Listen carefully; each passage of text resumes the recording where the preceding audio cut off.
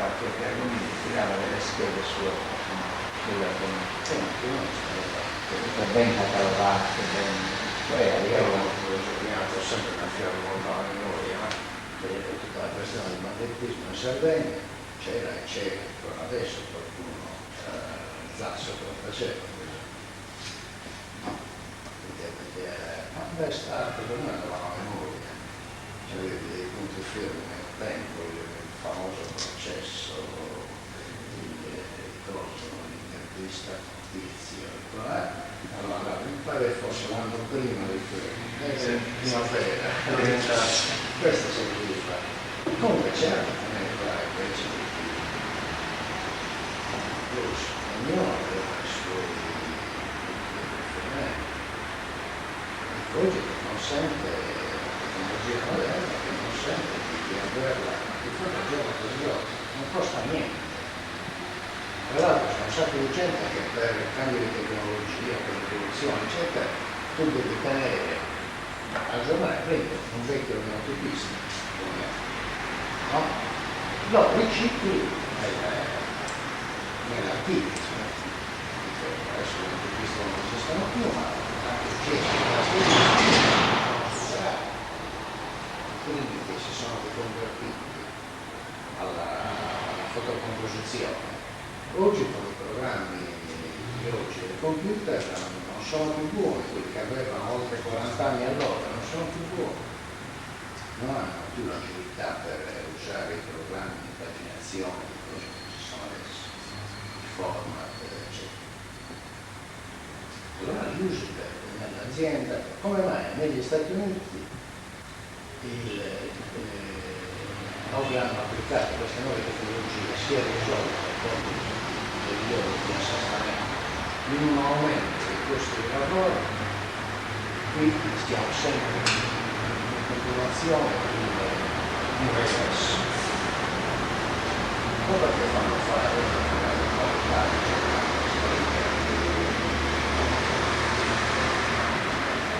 giornalisti che essere dei poligrafici russi. I poligrafici che sanno un po' di grammatica e sanno correggere una doppia, insomma. Oltre a questo che hanno sostituito i poligrafici con i giornalisti. Hanno fatto più spazio, secondo loro. Però la qualità del prodotto è quella che è. Uno è prodotto a fare un lavoro manuale di correzione del pezzo del corrispondente e non fare il suo mestiere. Dice lui,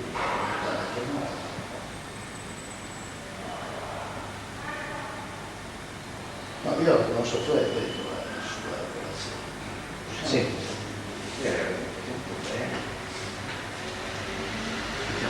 Il discorso del mandato non è mica.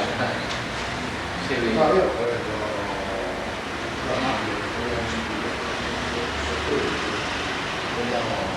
e se nasce un dibattito, come giustamente bisogna recitare, così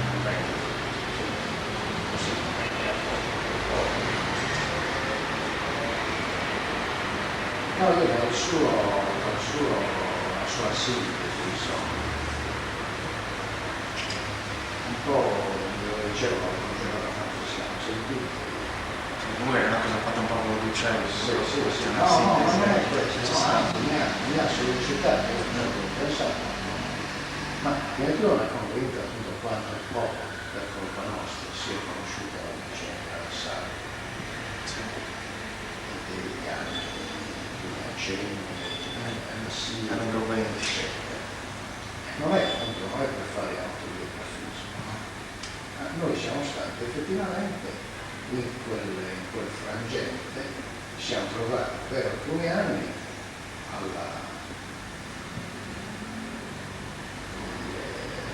vertice dell'elaborazione dei giornalisti italiani non dei sardi, cioè le nostre campagne qua sconosciute hanno costituito una linea che poi è diventata la federazione e comunque c'era una strategia, perché c'era sì il cambiamento profondo della società con l'industrializzazione forzata, come accenno, ma coincise con il fortissimo, con la rivoluzione tecnologica, cioè in quegli stessi anni l'elettronica è entrata nel processo di stampa, parte del giornale della televisione e tutto un altro discorso. La linea, per sintetizzare, la linea del giornale cooperativo della società dei redattori, che aveva avuto già una produzione in Francia, è finalizzata per l'editore. In Italia abbiamo come esempio nel periodo del software il psicologico è una cosa citata tante volte, no? Gli americani volevano togliere il giornale dei fascisti e ci fu una sola cooperativa che era quella di Modena, di Mantova, che resiste qui acquistato dalla Confindustria locale, insomma, pratica però è ancora cooperativa. In Sardegna ci fu il tentativo di togliere l'unione ai proprietari, come si chiama, socienti, però l'ufficiale di collegamento tra PVP, WP e i comandi italiani era un certo Antonio Magino, con la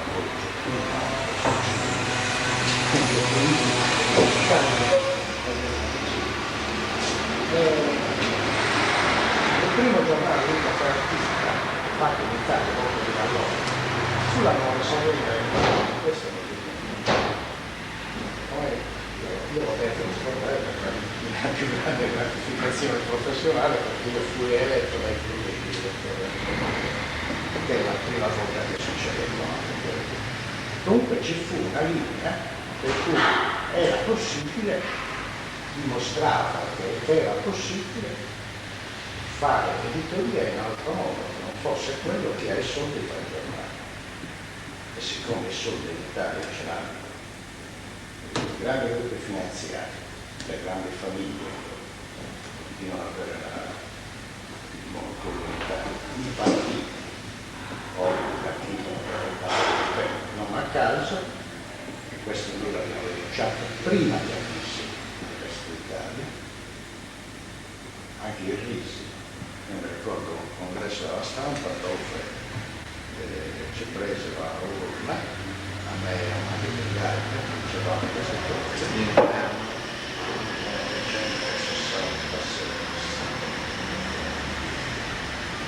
Quindi con Rovelli già una proprietà. Sì, vedere la primavera, aprile del 67 prende una transazione, l'anno successivo prende tutto il giornale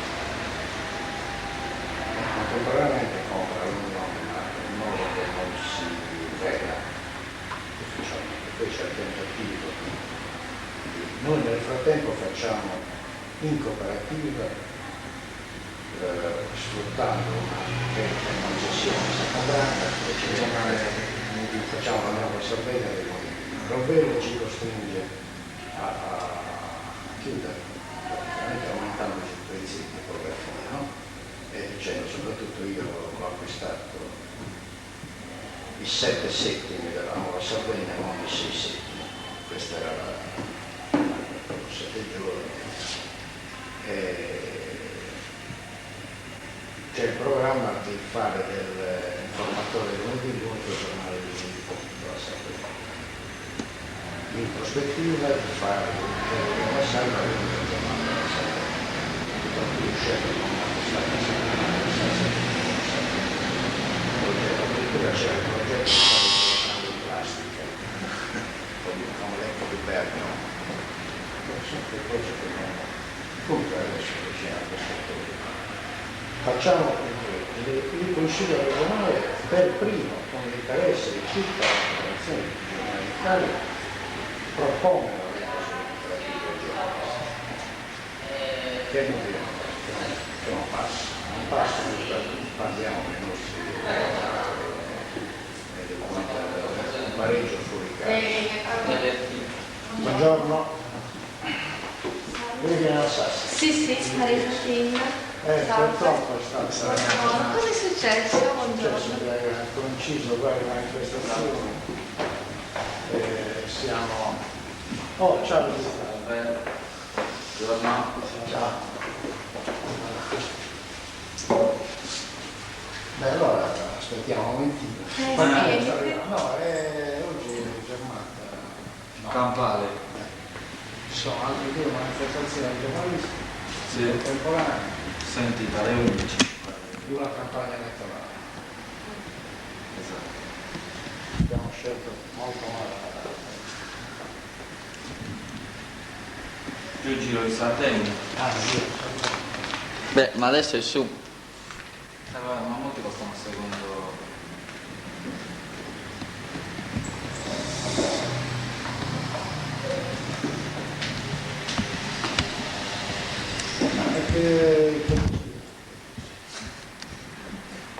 Aspettiamo e mezzo. Se lo facciamo vediamo se dobbiamo registrare, no? Non so se vale la pena, Ma forse meglio così, vediamo. discutiamo un po' così, ma con tutti vero, che la casa. Ma adesso io stavo cercando di verificare se queste cose possono essere viste non come erano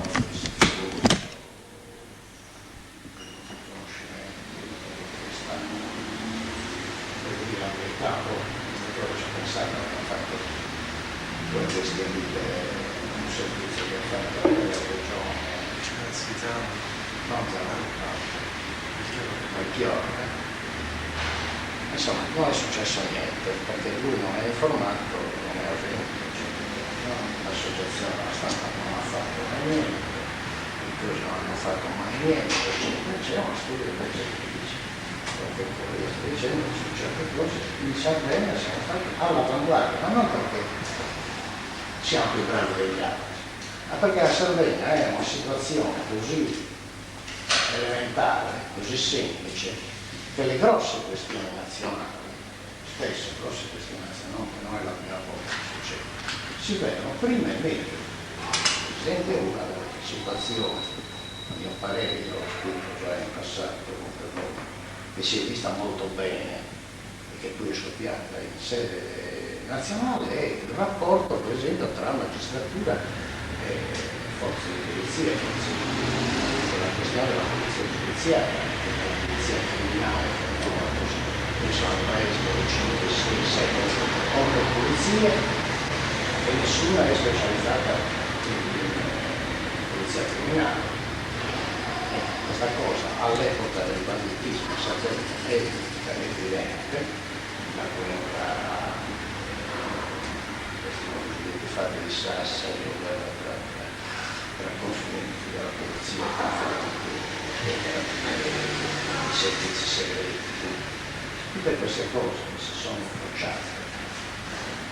Buongiorno. Scusate il ritardo, ma c'era l'indirizzo sbagliato. Nel giornale hanno messo 69. Questo è 67. E comunque è andata male, stiamo chiacchierando perché la convocazione potevamo essere molti di più e purtroppo i giornalisti militanti sono quasi tutti occupati. E così è stato per quanto riguarda l'informazione, secondo me. Da noi la questione della SIRP si padronisce di tutte i giornali, di tutte praticamente non le agenzie di stampa, perché c'è solo la sanitaria che non aveva non soltanto i quotidiani che parla, però la Sarda Press era la SIRP. La Sarda Press faceva anche la casa editrice e quindi anche i libri. Si era impadronita di tutte le fotografie. Quando noi abbiamo fatto l'unitura a Sardegna, un altro episodio che è stato dimenticato, siamo dovuti venire da Sassari a Cagliari perché era l'unica rotativa utilizzabile perché era saltata, era fuori dal giro di Roveto. Ora, quello che era venuto in Sardegna allora è stato un annuncio di ciò che sarebbe avvenuto poi in Italia. Io ricordavo questo episodio, Mario Brigaglia e io che interveniamo al congresso della stampa, ci prendono soprattutto i romani del Messaggero. Dice, perché io ci hanno venduto come buoi, come pertinenza dell'azienda. Questa era la frase. E avevano subito sempre santi, i pastori potevano essere anche venduti come buoi, no? Ora, gli stessi, un paio di anni dopo, si trovano nelle stesse condizioni nostre. Quando, non so se ricordate, finiscono per essere il direttore nuovo, no? Che tutta la testata, un nuovo proprietario, e questi impediscono l'ingresso del nuovo direttore nominato da direttore. E si trovano nelle stesse condizioni. Quella linea che era venuta fuori in Sardegna della società dei redattori che si era fatta in Francia, si era inventata in Francia, ma il giornale in cooperativa viene proposta come linea generale. Io poteva essere una linea perdente, lo è stata, può darsi che non fosse realizzabile. Io credo che uno dei motivi per i quali non è passata la legge regionale, la cosa, era perché c'era la reale possibilità che avesse fortuna. E allora il mondo politico e culturale, che ha ridotto il sistema di informazione a periferia del potere finanziario, a questo si è posto, anche prima c'è fatto.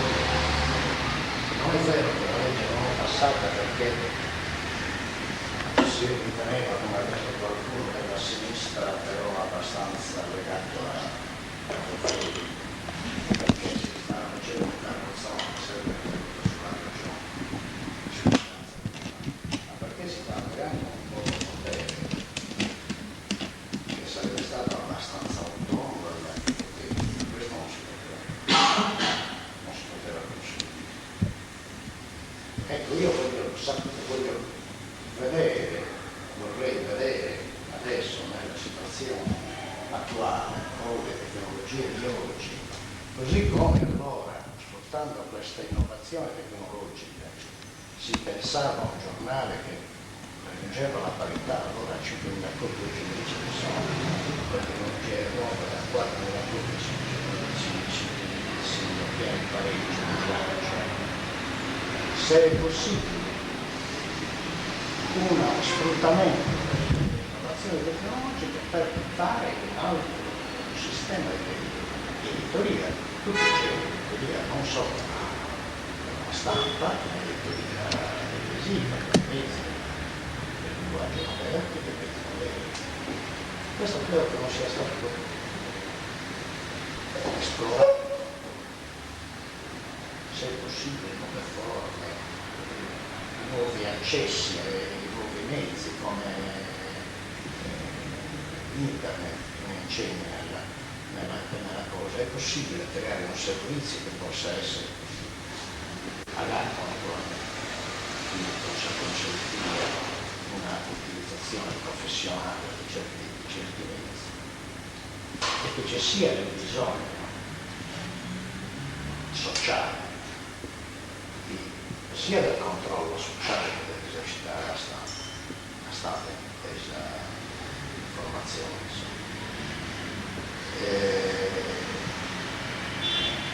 Sì, che sia il bisogno dettato anche tutto dalle leggi elettorali nuove. Come si fa da una parte a dire siamo per l'uninominale? Io non sono per l'uninominale, dico sì, faccio. Come si fa? È contraddittorio. Io sono per l'uninominale, poi in televisione, sui giornali locali, vedo soltanto D'Alema, Dini e cosa, non so chi è il candidato del mio collegio. e non so quali sono le sue risposte, anche se poi avrò l'effetto, e lì ha ragione Sartori secondo me, quando dice in un paese lungo come l'Italia uno stesso sistema elettorale che porta gente sulla stessa lista, però non vuole le stesse cose in Campania o in Lombardia, quello della lista Dini, poniamo,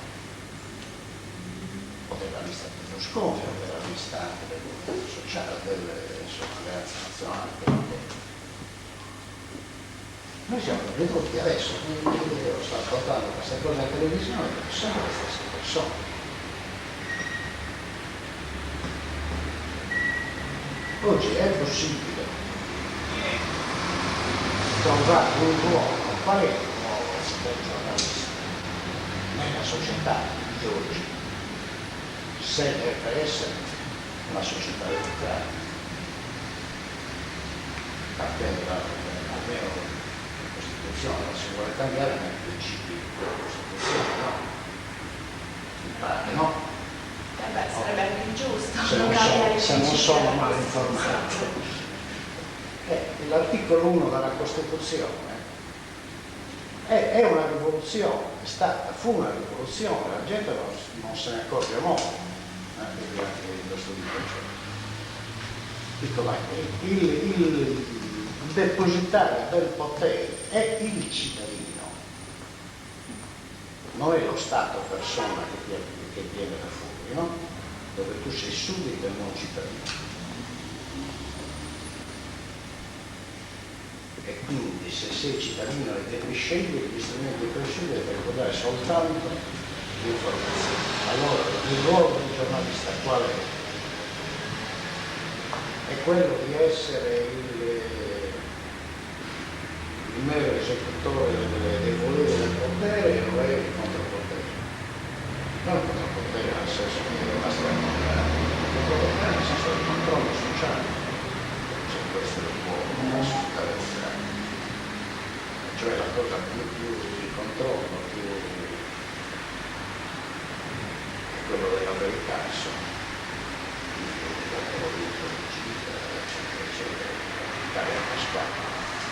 Secondo lei ci sono in Sardegna oggi le condizioni per una battaglia di questo tipo, cioè per la battaglia per la tecnologia, per l'apertura del giornale verso nuovi orizzonti?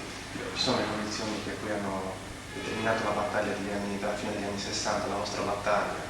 La nostra battaglia fu persa. Perché forse eravate una minoranza virtuosa, la maggioranza era un po' conformista. No, sì, la maggioranza era conformista, certamente, però non è abbastanza generalizzata e abbiamo avuto delle manifestazioni che la gente lo capiva, ma che forse...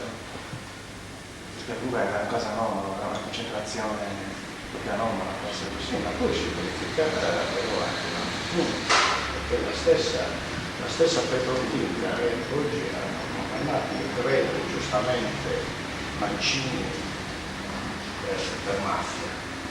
Mancini era autore anche, era abbastanza autore del giornale di Calabria, del giornale finanziario della Repubblica, avevano stesso, non so, il monopolio dell'informazione di quella regione. Ma pensiamo alla Fiat, pensiamo a Gemina, insomma, che sono ancora oggi gruppi. Noi abbiamo 4-5 grossi gruppi, pensiamo ai giornali di Monti, pensiamo alla legge Mammì sulla televisione che ratifica i duopoli. E io mi rifiuto di credere che gente come Costanzo, tutta questa gente che hanno visto queste telesonio, no? Che volevano fare questo Santoro, eccetera, eccetera, non sappia che oggi la televisione può arrivare attraverso il dopino telefonico di rame, non dico questi periodi, può arrivare col dopino telefonico. Allora il problema non è più avere la rete, perché la rete si presume pubblica e l'accesso privato è garantito a tutti. perché con la rete telematica a fibre ottiche è una quantità tale di segnali che il contingentamento delle lettere è superato. La nuova frontiera è sui programmi, non è sul possesso delle reti. Cioè la battaglia appunto della legge Mammì tra Fininvest eccetera diventa come se gli editori di giornali stampati facessero la guerra per prendere le edicole. Perché nella televisione di domani è la proposizione di programmi che vince sul mercato, non anche se bisogna vedere un po' il giudizio. Io credo che ci sia, per rispondere alla domanda, credo che ci siano le condizioni, io non so quali, perché non mi appartengono più queste cose, ma credo che si devono perseguire queste. Prima di tutto perché oggi noi, soprattutto Battisi Bandino, ma anche altri, lui ha cominciato e ha dato in certo senso, allora, noi abbiamo fatto una serie di seminari con gli studenti, locale e globale, nel mondo di oggi, nel mondo dell'informazione, nella società dell'informazione. Vabbè, che poi è abbastanza contestata questa cosa. Nella società dell'informazione o sei soggetto culturale, soggetto politico, soggetto dell'informazione, o sei soltanto utente, soltanto consumatore. Ed è proprio, ritorniamo alla produzione dei programmi. O produci programmi o non ci sei, non entri nella civiltà di rete, no? Li consumi e basta. Questo rapporto tra il locale e il globale sta diventando sempre più importante e quindi anche questo è essenziale l'informazione. Non si può, noi non conosciamo, abbiamo chiacchierato, abbiamo detto altre volte, abbiamo televisioni che non sanno pronunciare nemmeno i nomi dei paesi sardi, in Sardegna, insomma. Non solo non conoscono la storia della Sardegna, le vicende economiche, politiche, perché c'è tutto un sistema di acquisizione, di professionalità, di formazione,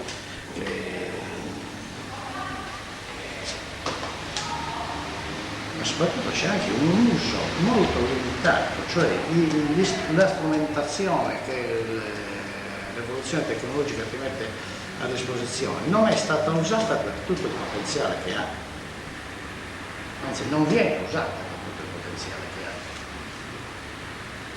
non viene usata anche dai giornali. I giornali ancora oggi non fanno il loro archivio elettronico, che è una cosa assurda, costa niente.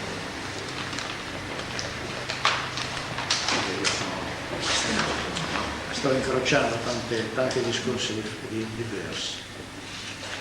Beh, intanto noi direi che è utile che scambiamo le nostre opinioni, facciamo qualche considerazione anche se manca il pubblico giornalistico desiderato, soprattutto perché vedo che sono i giovani che interessava a noi, appunto anche come Fondazione Sardegna, ma direi interesse soprattutto al giornalismo sardo a partire da queste letture, in questo caso specifico, dalla relazione che oggi dovevamo discutere. Interessava, partendo da alcune proposizioni interessanti e di altre anche, com'è che voi giovani giornalisti in Sardegna, com'è che come vi pare che sia rappresentata la Sardegna? Cioè,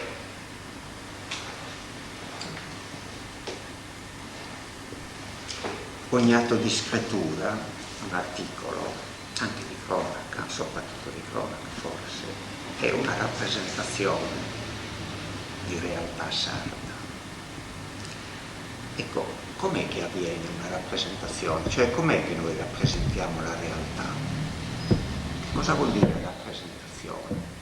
Io mi interrogo su questo e ci interroghiamo così ognuno parla liberamente, senza pretese neppure argomentative o di elaborazione, non è il caso, ma anche come flash così di opinioni.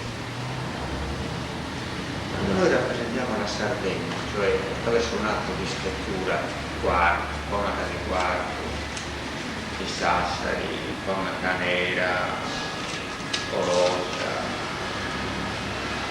cosa avviene? Cioè, cosa vuol dire rappresentare? A me interessava molto questo discorso, se è chiaro questo concetto nel giornalista che scrive che sta rappresentando. Perché spesso mi pare che il giornalista dica io faccio cronaca. E cronaca vuol dire una specie di aderenza diretta, immediata col fatto, con l'evento. E mi attengo all'evento. E ho l'impressione che creda davvero che nella scrittura poi egli davvero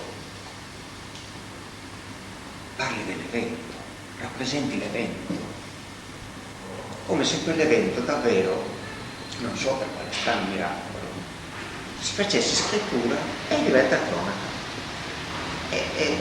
eludendo il problema vero, cioè che io sto rappresentando una realtà. Il concetto di fondo è che la scrittura non è l'oggetto, cioè la scrittura, il fatto di cronaca, non è vero che io sto parlando dell'oggetto, cioè della realtà tridimensionale, dell'avvenimento materiale. Io sto parlando solo di rappresentazione attraverso i mezzi che è la scrittura. Per cui quando al giornalista chiedi ragioni di questa differenza del media, del medium, si rifugia nell'affermazione che i fatti sono quelli, io dico pane, vino al vino. Se non che tu non parli del pane e del vino, parli della rappresentazione del pane e del vino, che è un'altra cosa. Del fatto. Sì, ma la descrizione del fatto appartiene solo alla scrittura. Cioè sempre un fatto di scrittura. Non è un fatto di realtà oggettiva, come spesso così un po' in senso di quasi che io sono garantito dal fatto che conoscendo i fatti come sono successi e scrivendoli io sono in un rapporto diretto col fatto. Il fatto è così, ecco così. No, la scrittura non è un fatto. La scrittura è un'elaborazione mia, una rappresentazione mia attraverso la parola di un fatto e le cose sono assolutamente diverse e quindi anche una mia opinione, ma soprattutto in che misura io gioco col mezzo linguistico per essere davvero pertinente al fatto.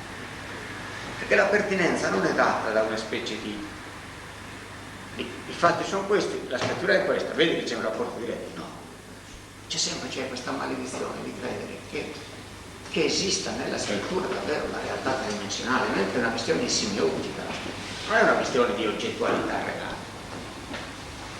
Se noi saltiamo questo rapporto, c'è il pericolo che il giornalista faccia cronaca, convinto di fare cronaca, perché è garantito da questa sorta di fedeltà e proprio di trasposizione immediata e diretta. Questo è il fatto, questa è la scrittura, dunque io mi attengo al fatto. Invece la scommessa è proprio della scrittura, è solo della scrittura, non c'è che scrittura e non c'è nulla al di fuori della scrittura, questo è il fatto. E allora questo mi spunta, poi ognuno nella lettura preferisce certi sviluppi e non altri, qui risulta. In che misura tu attraverso la scrittura davvero rappresenti la realtà profonda di quel fatto? Non illuderti che la rappresentazione psichica e semplicita del fatto, in quanto, come dire, una fedeltà della scrittura alla realtà iconica tridimensionale ti dia garanzia, non ti dà nessuna garanzia. Tu sei con una penna, con un foglio in bianco, hai notizie di una cronaca, hai fatto una ricerca, hai visto lì il fatto di cronaca, ma nel momento in cui trai una penna e scrivi, il rapporto è solo un rapporto di rappresentazione attraverso la parola. Solo la parola esiste. Non giustificarti col fatto. In che misura quella parola davvero dà ragione profonda del fatto di cronaca? E quindi la scommessa giornalistica è una scommessa col linguaggio. È solo col linguaggio, solo. Perché non esiste trasposizione da una realtà materiale in una realtà scritturale. Non c'è un salto, non ha nulla a che vedere il fatto nella realtà evidenziata con la realtà dell'evento scrittura nel momento in cui tu stai scrivendo. Questo sembra un po' anche una specie di sofisma intellettuale, no? E invece per me è un fatto fondamentale, perché altrimenti cosa succede in un intelletto? Perché non è che ha valore come discorso di semiologia questo, non ha senso, è la valenza pratica di questo discorso, le deduzioni concrete. Quando un giornalista scrive di un fatto di cronaca della barbarie o di un fatto di cronaca di droga nell'internata cagliaritana,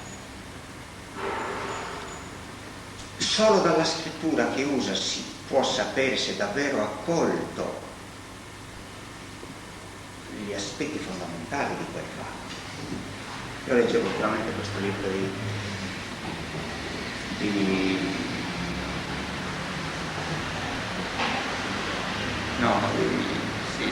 giornalista del Corriere, perché quando c'era no, il direttore del Corriere, di Ottone. E appunto dice Ottone in questo suo ultimo libro che il fatto di cronaca non è un evento che accade così. Spesso dice, io mi attengo alla cronaca, non mi interessa, il fatto è così, lo traspongo, io faccio cronaca con una sorta di difensivismo e di aggressività. E dice Ottone appunto che ogni fatto di cronaca non è che avviene così, ogni fatto di cronaca si colloca in un contesto di cronaca, cioè l'esperienza di vita della comunità in cui il fatto avviene, e non può che essere un fatto storico, anzi è la storia per eccellenza. Il fatto di cronaca è la storia per eccellenza, cioè l'accadere di quella storia della gente comune che era più importante. E quindi quando tu riproponi un fatto di cronaca, sei in un contesto storico, e cioè sei obbligato a un sapere contestuale in cui il fatto di cronaca avviene. Non credere che questo fatto di cronaca appartenga soltanto a quel segmento temporale dell'accadere del fatto e si giustifichi all'interno del fatto dentro le sequenze narrative della vicenda, evento, fatto di cronaca. Per forza di cose quel fatto di cronaca entra in un contesto. E in un contesto vuol dire che tu in qualche modo devi conoscere questo contesto in cui il fatto di cronaca avviene. E non intendo dire conoscenza sociologica o antropologica, che poi sono parole da visitare con maggiore ironia, ma intendo dire proprio della contestualità della cronaca con le altre cronache, quindi della collocazione, situazione storica di fatti con altri fatti che ti permettono di rappresentare quel fatto di cronaca in un rispetto di, non dico di causa-effetto, ma in una interrelazione motivata mentre racconti la cronaca con gli eventi che sono attorno, che in qualche modo sono, come dire, la rete che è fatta di una serie di funzioni in cui si giustificano quello e l'altro fatto di cronaca. Perché questo? Perché altrimenti c'è il rischio che quando avviene un fatto di banditismo o sul sequestro di persone, il fatto non viene situato, ma viene preso per se stesso come fatto già conosciuto e ripetitivo, e allora ecco per esempio che dall'Unione telefonano e dicono: mi fai questo fatto perché tu conosci. Io dubito che sia un preconoscere, Allora accade questo: o è colui che fa la cronaca va là e mi fa una cronaca convinto che c'è una logica interna alla cronaca stessa senza situare il fatto storicamente, o peggio c'è l'intellettuale che crede di avere un sapere sociologico, antropologico riferito al passato, di cui fa tesoro e per inerzia se lo porta a questo quadro concettuale di un sapere intorno alla criminalità per Varicini. E subito, appena succede il fatto, il giornale gli chiede, subito l'intellettuale dice: ah, beh sì, è chiaro, questo fatto si colloca nel contesto tipico, tanto è vero che la frase, quando ti chiedono il pezzo, è esso, ma non cambiano mai questi qui, ma è possibile alle soglie del 2000. E vedete che c'è già un concetto già che parte dal giornale convinto che quel fatto si inserisce in una conoscenza prestabilita, c'è una preconoscenza dei fatti, c'è un presapere già costituito in presunto, non ho capito bene, sapere antropologico, sociologico di quella società. E allora il cosiddetto collaboratore intellettuale inserisce questo fatto nel suo contesto, che guarda caso andava bene 10 anni fa, 4 anni fa, non va bene oggi perché c'è un mutare, come viene detto qui, velocissimo dell'accadere dei fatti, e i fatti nel mutare sono frutto di un mutare complessivo di contesti e di tessuti sociali velocissimi ancora oggi, anche se la forma del crimine che si presenta sempre uguale, un rapimento, in realtà le motivazioni, i tempi, i modi, le cause del fare, dell'avvenimento si giustificano, si motivano per altri versi che non sono quelli tradizionali. Allora l'ideale sarebbe sfuggire sia alla cronaca, convinto che il fatto di cronaca giustifichi il tutto in sé, io faccio cronaca e basta, sia alla presunzione intellettuale del critico che tutti gli eventi, l'accadere dei fatti, l'atto di parola e l'atto di evento siano tutti rientranti nel suo quadretto pseudo-culturale che ha di un suo sapere già precostituito, un capitale che chissà perché gli dovrebbe rendere, non fa i conti con la realtà degli eventi che accadono ogni momento, e allora abbiamo sempre e cronaca sbagliata e commento sbagliato. L'ideale sarebbe invece proprio quello giornalistico del fatto, del contesto dei fatti, del sapere intorno a questo contesto e del fare un pezzo di banditismo o di droga urbana o pastorale secondo un suo sapere che però è in continuo mutamento, perché è in continuo,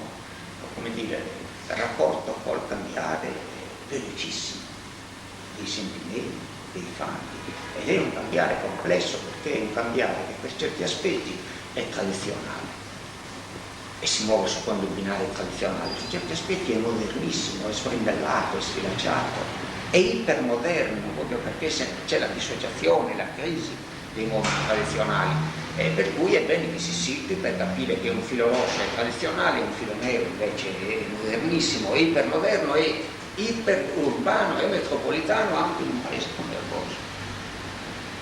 Siccome il discorso mi sfugge ed è troppo vasto, rientrando mi interrogavo e gli chiedevo all'inizio: il giovane come voi, dovendo fare cronaca, come rappresenta la Sardegna? Cosa sa? Intendo per dire non un sapere prestabilito e precostituito, ma un sapere nel farsi, nel sapere stesso, in fieri, cioè nel rapporto continuo con gli eventi che stanno accadendo. Che cosa sa? In che misura riesce a sfuggire alla presunta cronaca libera, così, voglio dire, liberata dal contesto, o ai luoghi comuni della catalogazione concettuale secondo i modelli tradizionali? Ecco, a me interesserebbe molto questo, così, sentire e ascoltare tra di noi stamane questo discorso di come un giornalista giovane oggi rappresenta la Sardegna attraverso l'atto di scrittura, e lo rappresenta come, e che cosa sa di questo accadere di cronaca e di fatti, come si situa in un contesto di sapere più allargato, punto, due, secondo punto. Ed è questo, si verifica attraverso un linguaggio, se lo pone il problema del linguaggio, cioè il problema della scrittura, la qualità della scrittura, o crede davvero che una serie di luoghi comuni preformati e prestabiliti di tipo proposizionale, così, di agguantare quel fatto o quell'avvenimento, ed è, come dire, interscambiabile, lo puoi spedire a qualunque giornale, lo puoi spedire anche un altro più o meno uguale, perché tanto non c'è scommessa con la scrittura non come qualità neoclassica del saper scrivere, con la scrittura in rapporto rappresentativo col fatto. Cioè è solo la qualità della parola che mi fa rappresentare il fatto per come davvero esso è avvenuto, non un presunto iconismo tra fatto e scrittura che viene per se stesso. Basta che io dica è avvenuto così, alle 12:30, 1:500 usciva da via Mazzini e si scopre con un Volkswagen da via. Certo, in quel puro fatto di cronaca che c'è un'aderenza tra parola e fatto in una maniera proprio data al referto del carabiniere, ma il giornalista non è. E quindi bisogna capire questo secondo punto, che solo la scrittura è il medium che rappresenta scritturalmente il fatto davvero per come cronocalmente esso è avvenuto, e non che scatti una presunta rispondenza perfetta tra fatto e cronaca, così quasi fosse immediato, quando invece abbiamo un salto terribile tra due medium. Uno non è un medium, è l'accadere dei fatti, e uno è un medium, cioè io rappresento una realtà che è ben diversa dalla realtà tridimensionale. Questo a me interessa molto sapere, anche perché così la Sardegna non appare più statica come appare nei giornali. Veramente un ripetersi di cose già conosciute, sempre. Ancora uno di quelli, ancora, c'è sempre questa dimensione dell'ancora che si ripete. Ma guardate che nulla si ripete, che ci sono elementi di novità, che il fatto si giustifica nella sua occorrenza, nell'accadimento, non c'è un pressapere del fatto come crede l'intellettuale. Quella è una furbizia intellettuale che vuole imprigionare e farsi padrone dell'accadere dei fatti, come se questi fatti fossero così una specie di evenienza particolare che io colloco invece nel mio vero sapere concettuale. Ma assolutamente no. Solo l'atto di parola e l'atto di evento esistono. O io sono chiamato a concettualizzare, ad analizzare, ma alla luce solo dell'accadere dei fatti, non alla luce di un mio pressapere sociologizzante.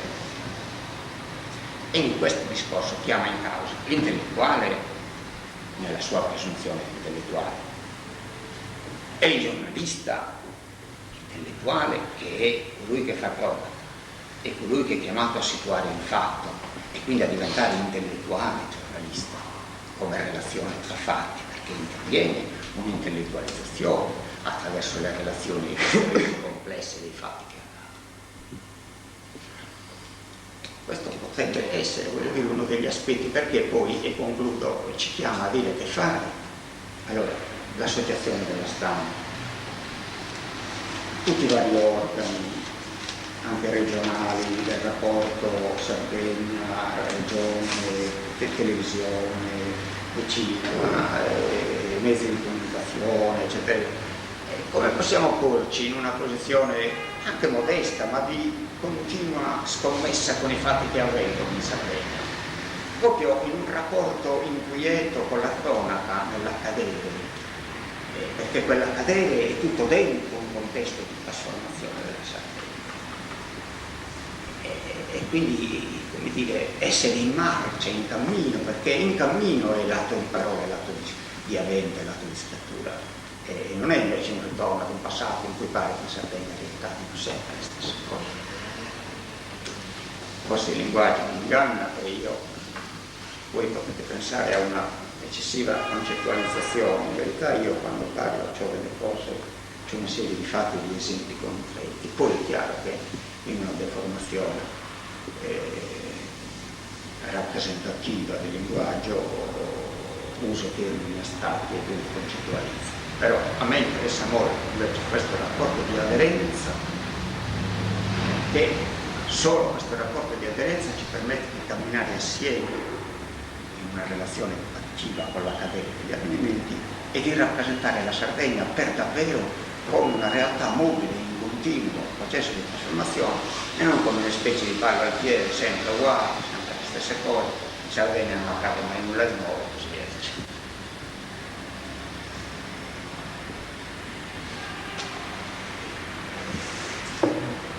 Sì, poi anche perché abbiamo rovesciato il programma per cominciare No, ma io direi che rappresentare lui la sua relazione è bene quando non ci serve. secondo me ci merita un discorso. Allora, questo era uno spigolare tra noi su alcuni aspetti e tanto perché ci troviamo qui e non è, bisogna dare un vantaggio alla anche persona di perché incontro, ci- ma non è che è la vera rappresentazione di oggi, perché allora è un altro taglio più particolare. Io sono sempre stato, proprio perché visto che siamo qui, io ho seguito con estremo interesse l'intervento problematico del professor Bandini e quindi ne colgo subito gli spunti estremamente pratici e interessanti che il suo intervento ha evidenziato, ci pone un po' come i giornalisti che operano giornalmente nelle redazioni o nel sindacato di rischio.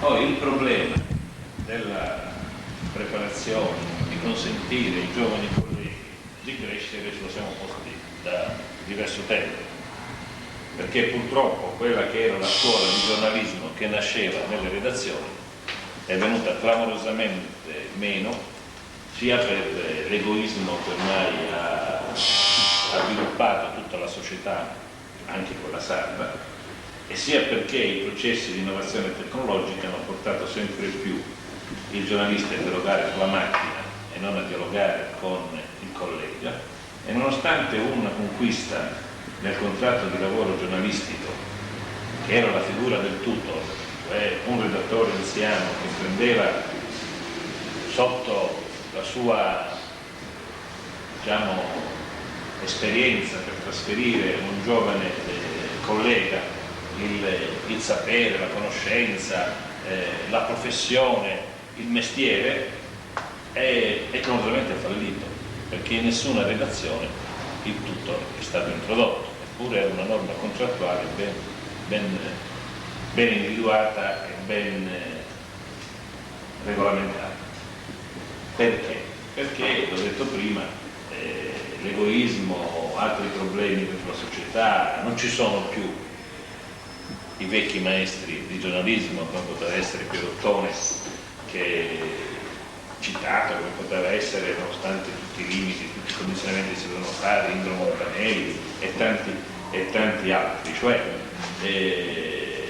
qui abbiamo avuto, con tutti i limiti, non so, Cesaraccio, Vittorino Fiori, cioè persone che dedicavano gran parte del loro tempo speso in redazione a trasferire le loro conoscenze a giovani colleghi. Adesso questo non c'è più.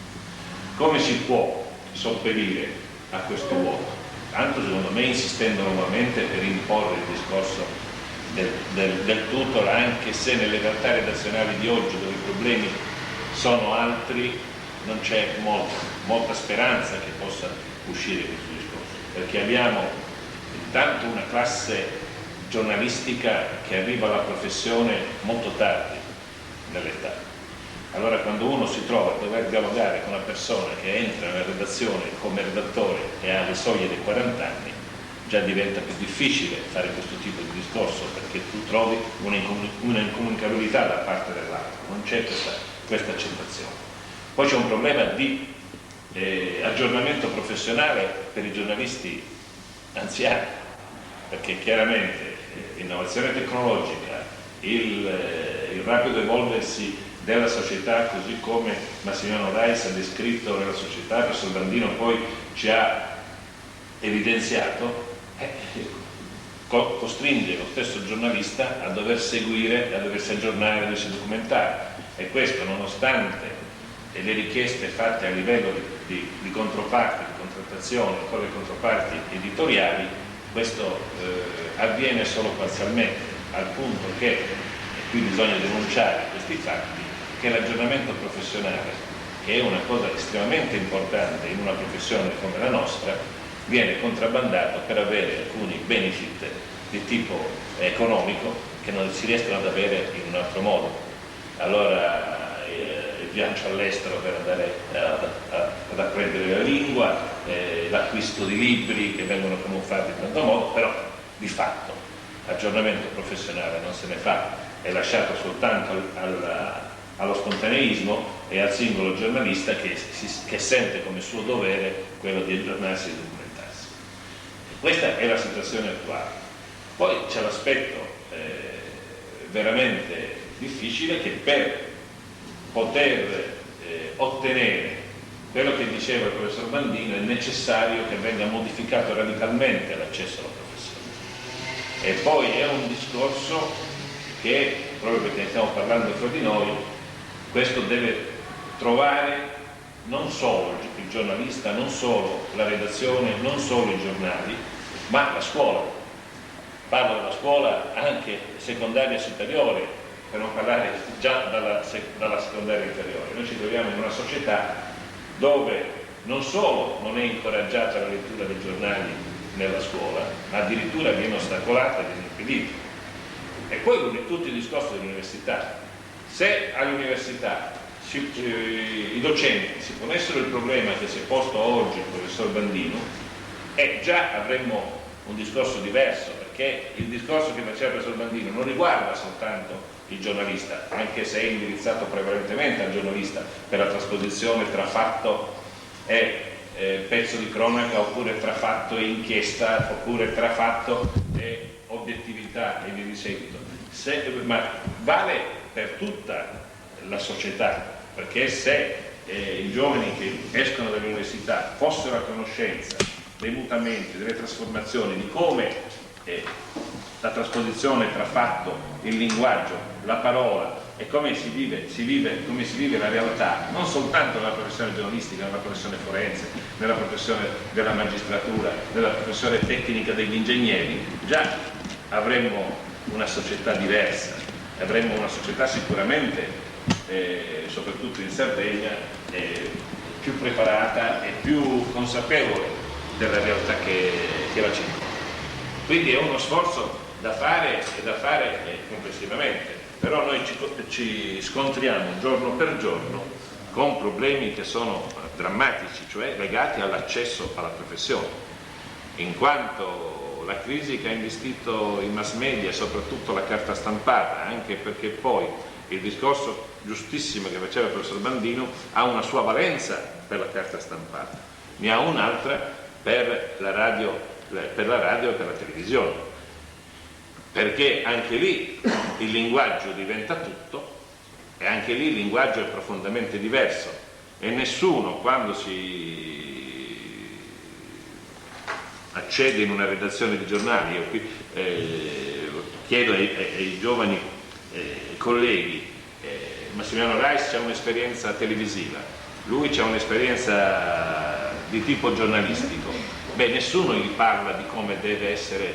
il linguaggio nel fare il pezzo, è già troppo se in fretta gli dicono devi fare questo pezzo, prima me lo fai meglio è, come me lo fai non importa, perché torniamo al discorso che abbiamo fatto nell'altra riunione, i giornali sono riempiti, non sono pensati, non sono ideati. Quindi bisogna veramente fare un'opera di sensibilizzazione notevole e modificare questa situazione, e questa lo si può fare soltanto con la modifica dell'accesso al giornalismo. Adesso il Consiglio nazionale universitario ha stabilito di abolire tutte le lauree brevi in giornalismo e di introdurre la laurea in giornalismo con i 5 anni. Quindi questa decisione del Consiglio nazionale universitario porterà a una modifica della legge istitutiva dell'ordine e quindi necessariamente dovremo avere nel giornalismo aspetti positivi, aspetti negativi, è tutto aperto il dibattito, soltanto laureati. Però questo già modifica un po' l'accesso, perché chiaramente si presuppone che in 5 anni di università specifica per il settore giornalistico le cose che diceva il professor Bandino faranno strada. Poi nel momento in cui arrivano nelle redazioni i giovani laureati avranno anche nel rapporto con i colleghi più anziani, nel rapporto proprio con la professione, un un bagaglio e una preparazione che li pone in una posizione di maggior forza che non rispetto a quella attuale, perché a quella attuale l'accesso prevede il giovane precario che riesce a resistere perché non può fare o perché ha la vocazione e quindi accetta anche di essere sottopagato, di essere sfruttato, ma di rimanere abbarbicato per passione. Molti altri lo fanno perché sanno benissimo che non c'è altra possibilità. Noi siamo arrivati al punto di fare dei corsi di formazione professionale fatti dall'umanitaria per giovani giornalisti, dove l'aspetto prevalente non era tanto la formazione che i docenti potevano dare a questi giovani giornalisti, ma quanto la possibilità di dare un minimo di salario che potesse, insieme alle collaborazioni, mettere insieme per la sopravvivenza, perché purtroppo siamo in questa, la drammatica realtà è questa qui. E i giovani rimangono, altri mollano perché poi non ce la fanno più e allora capiscono che la strada è un'altra, perché se riuscissimo come sindacato a stabilire con gli editori una pianificazione sulle assunzioni, che sono io il primo a dire che non è possibile tutti subito, ma almeno avere una garanzia che nel giro di 6 anni, nel giro di 7 anni, di 5 anni a scaglione il precariato viene meno, il turnover viene rispettato, sarebbe già un fatto per poter recuperare nell'interesse. Poi sempre parliamo non tanto del giornalista ma quanto di chi dell'attività del giornalista deve usufruire, cioè il lettore, il telespettatore, perché ha necessità di avere un'informazione completa, aderente, con il linguaggio appropriato e via di seguito. Però diventa difficilissimo, perché la controparte editoriale su questa situazione di precariato ci sta marciando da anni, con la scusa che i giornali non hanno bilanci attivi, però sappiamo che molte volte queste sono notizie false che tirano fuori, perché poi i bilanci, vediamo che sui bilanci dei giornali gravano altre voci passive che non sono quelle dell'informazione, che hanno tutta un'altra finalità e tutto un altro aspetto. Stanno marciando finché per legge non si porrà un freno a questo discorso del precariato, loro ci marceranno, perché uno che cede, ce ne sono altri 10 che cercano di prendere questa strada, di farsi lentamente, faticosamente strada. Mentre questo aveva una validità 30 anni fa, 40 anni fa, quando per esempio la pressione della disoccupazione non era così massiccia come adesso, aveva un suo motivo, perché effettivamente le redazioni erano scuola. L'Unione Sarda ha tirato fuori ottimi giornalisti, la Nuova Sardegna altrettanto, anche la RAI, così tutti i giornali. Però dagli anni 70 in poi questo è venuto meno, perché se c'è qualche giovane che si sta affermando, che si è affermato, non è tanto per la scuola che ha avuto in redazione, ma per la preparazione che si è portato dietro lui, perché per ammissione di tutti i colleghi che si affacciano alla professione, nelle redazioni scuola non c'è. Che cosa fare? Io l'ho detto, insistiamo sul piano sindacale per il tutto. I giovani devono, nei limiti delle loro possibilità all'interno delle redazioni, cercare di carpire, di costringere la persona, il collega più anziano, di rispondere ai quesiti che l'intervento del professor Bandino ha posto anche a me, eppure ho 35 anni di professione, nell'evoluzione di cercare di catturare il più possibile. E poi un tentativo, dove è possibile, di cercare di trasferire questo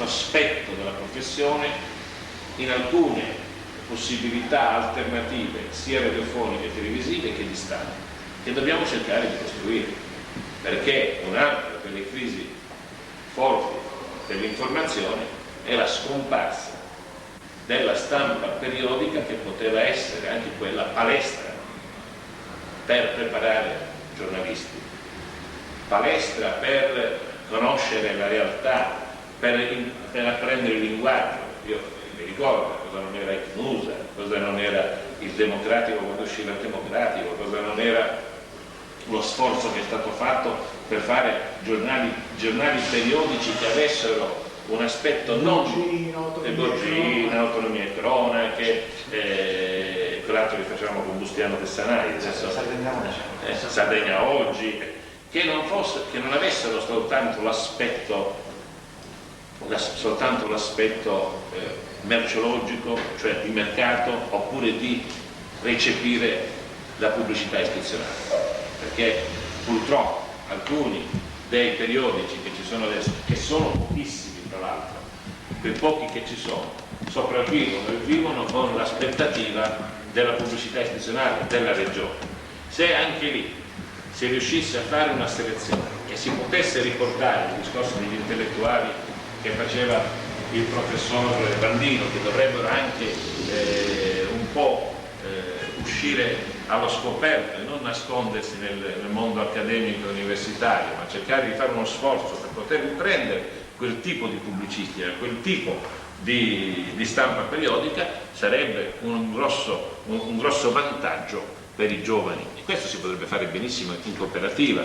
Io adesso capisco lo sforzo che sta facendo il cittadino, che già si sta differenziando da periodici che escono così soltanto per ottenere i contributi della regione.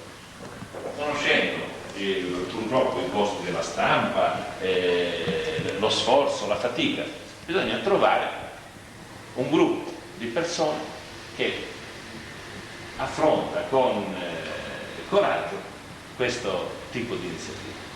Soltanto in questo modo noi riusciamo a uscire dalla palude in cui ci troviamo, perché è veramente una palude estremamente preoccupante, che andrà sempre peggio perché l'alternativa alla stampa di informazione è la stampa di parte. La stampa di parte che non fa altro che dividere, come stiamo vedendo adesso, non abbiamo più dei grandi denari di informazione. Se già vediamo noi cos'era il Corriere della Sera di Pierottone è stato il primo a mettere su un giornale, e fu scandalo quando lui lo fece, a mettere sul giornale, sulla prima pagina del Corriere della Sera, che era un monologo, l'aumento del prezzo del pane a Milano. Fu una cosa che suscitò dibattito, discussione e via di seguito, però da quel giornale che faceva Pierottone a quello che fa oggi Mieli, su input dell'editore, perché non dimentichiamoci poi che il direttore non fa altro che eseguire quelle che sono le intese, attuare le intese che ha stipulato con l'editore, è completamente un'altra cosa. Non è più il grande giornale di informazione, così come la Repubblica, così come la Stampa, o noi recuperiamo questo aspetto o finiamo, anche per effetto della legge elettorale che il nostro paese ci sta regalando, con il maggioritario, con l'essere massificati o se da una parte o se dall'altra parte, non c'è possibilità, perché sennò finisci tra chi non è, tra chi non va a votare, tra chi rifiuta questa situazione. E così stanno diventando i giornali. Oggi escono in edicola, nonostante lo sciopero dei giornalisti, 2 giornali, che sono 2 giornali di parte, perché sono il giornale di Feltri e il Tempo, 2 giornali del centrodestra che sono usciti, e il manifesto è esentato perché in cooperativa è esentato dal sindacato. Però o uno è da una parte o dall'altra parte, ma dalla parte delle cose che diceva il professor Bandino siamo sempre meno, e anzi devo dire che come grande informazione giornali che si pongono i problemi di interrogarsi, di farsi, sono sempre non ci sono, devo dire assolutamente non ci sono, e non ci sono in Sardegna, perché purtroppo l'involuzione che c'è stata, non l'evoluzione, sia per le vicende che hanno legato la Nuova Sardegna con l'arrivo prima di Rovelli e poi di Caracciolo, e con il tentativo di far passare sempre più le sinergie con tutto il gruppo Caracciolo, hanno snaturato quel giornale che era un giornale tipicamente sardo, che aveva una sua tradizione e che dico io che nonostante tutti i difetti era migliore quando era il giornale di Stata Branca che non quello attuale. È l'unione, sia prima per l'arrivo di Rovelli, poi per l'arrivo dell'editore Glauso, che pure aveva aperto tante speranze per dire beh, è un editore nostro, il giornale rimarrà sul piano informazione, purtroppo sempre per fatti sinergici, anche se tutti locali, si è completamente trasformato e mutato in peggio. Che speranza possiamo avere di interpretazione della realtà sarda in un giornale che negli ultimi momenti ha sempre seguito gli altri interessi dell'editore? Perché l'editore, credendo di fare un salto di qualità a livello nazionale e internazionale, ha fatto altre scelte e ha fatto gravare su questo giornale tutti gli aspetti passivi delle altre scelte che ha fatto. E allora questo giornale è, diciamo, sotto perenne ricatto e sotto perenne pericolo di altre cose. Quindi tutto l'aspetto nobile dell'informazione, di come si fa l'informazione, è stato trascurato, perché è molto più facile fare pezzi editoriali, commenti, corsivi di parte che alimentano, diciamo così, il discorso di dividere, anziché di dividere i lettori, anziché di interpretare i fatti, di cercare col linguaggio di far capire al lettore che cosa sta avvenendo per ogni singolo fatto, cosa è avvenuto. È quello che io dico sempre, anche quando vado, le poche volte che vado nelle scuole a parlare di giornalismo, dico: il giornalista deve sempre porsi il problema della ricerca della terza verità e poi per suo istinto dovrebbe sempre stare dalla parte diciamo così, della verità che ha meno consensi e mai da parte della verità che ha più consensi, cercando sempre di legarsi però alla terza verità, perché di verità ce ne sono tante, non esiste la verità in assoluto. Quindi interrogarsi, cercare, questo sì, dalla piccola notizia dell'incidente stradale, alla notizia di cronaca, al tentativo costante e continuo che il giornalista appena si sveglia la mattina viene strumentalizzato quando gli viene data la notizia, viene strumentalizzato quando gli viene data l'interpretazione della notizia, viene strumentalizzato quando gli si chiede di essere obiettivo in un certo senso, è costantemente strumentalizzato. Il suo sforzo e la sua battaglia quotidiana è quello di andare a letto poi la sera e di interrogarsi dicendo: io oggi quante volte sono stato strumentalizzato e quante volte sono riuscito a resistere a tentativi di strumentalizzazione che molte volte sono subdoli e uno non se ne rende conto, perché nel momento in cui io faccio informazioni primarie, faccio agenzia, uno mi dà una notizia in esclusiva, non me la dà perché io sono bello, perché io sono bravo, evidentemente c'è un interesse che quella notizia esca, in un certo modo, che quella notizia ecco dove poi subentra il discorso necessario del linguaggio, il discorso necessario di approfondire cosa c'è intorno a quella notizia, di non essere ripetitivi per le diverse vicende che avvengono. Lo sforzo, io dico anche per recendere un po' in qualche fatto concreto di quello che si può fare. Io per esempio vedrei molto uno sforzo che dovrebbe nascere intorno alla stessa Fondazione Sardinia di vedere di mettere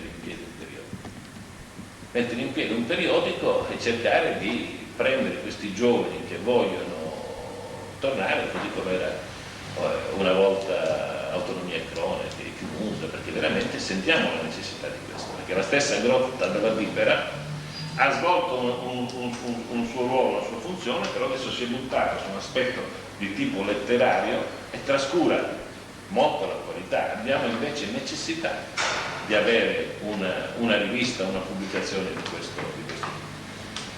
Posso soltanto quest'ultima.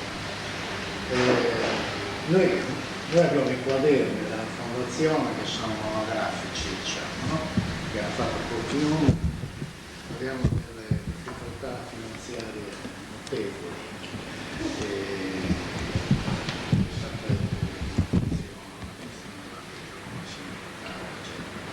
Io credo che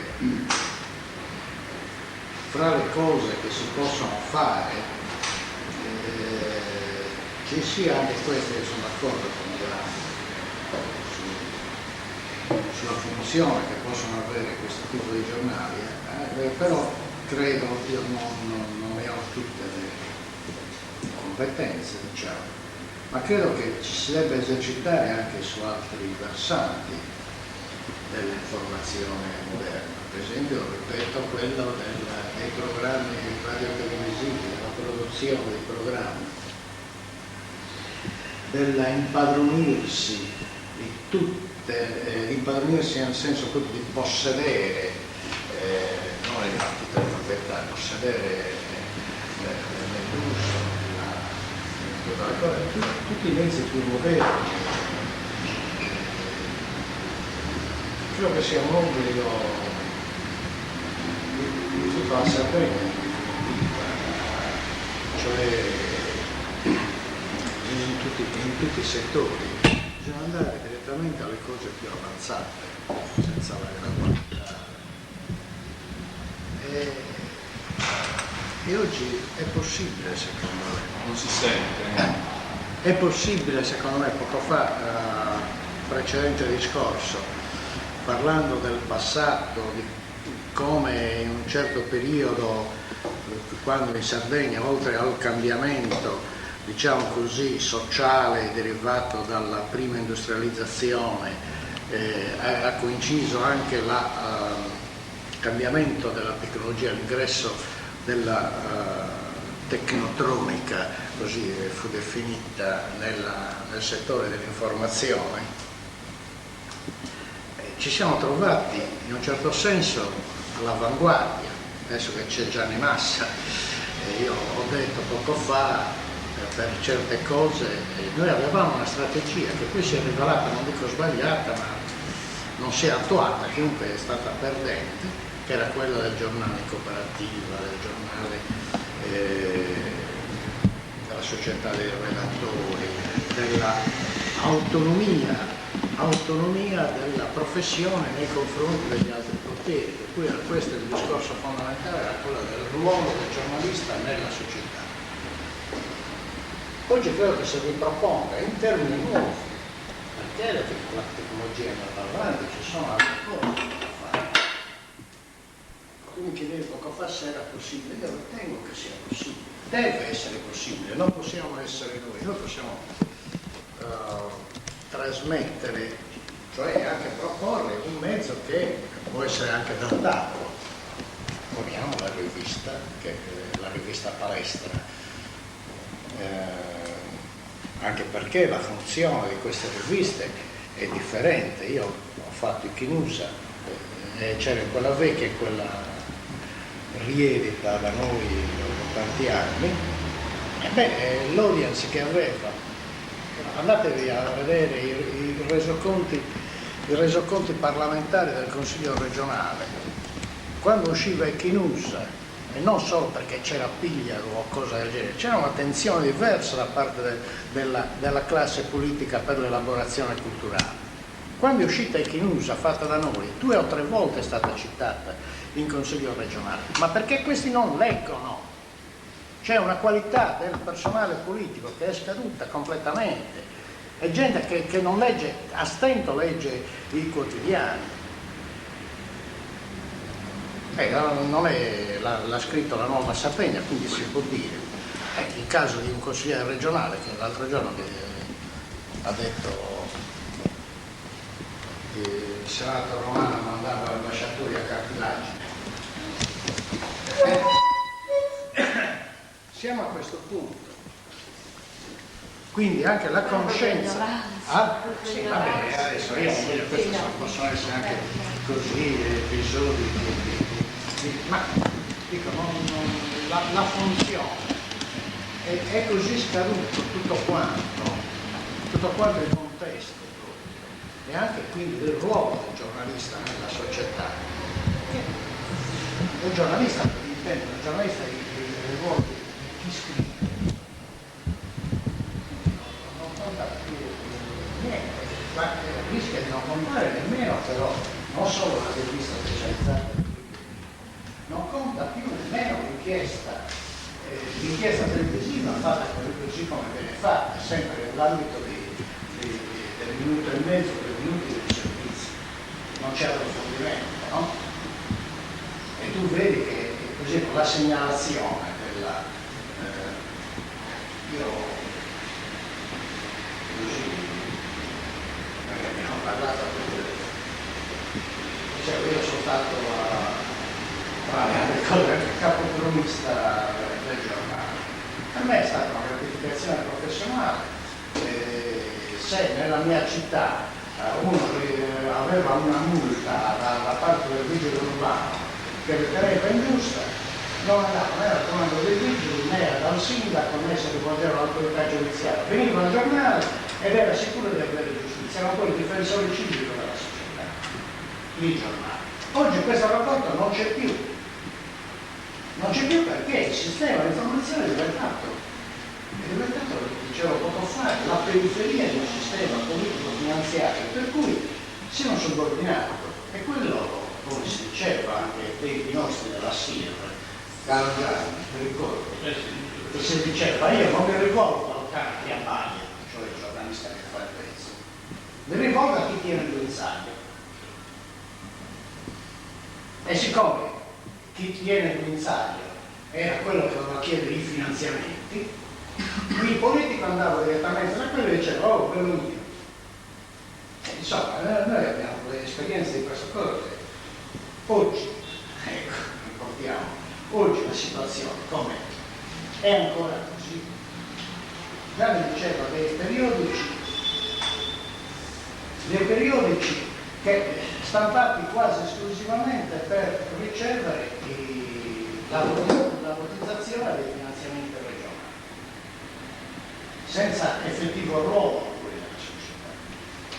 Loro dicono in modo diversamente, come oggi tra le altre coincidenze c'era anche una riunione dei pubblicisti.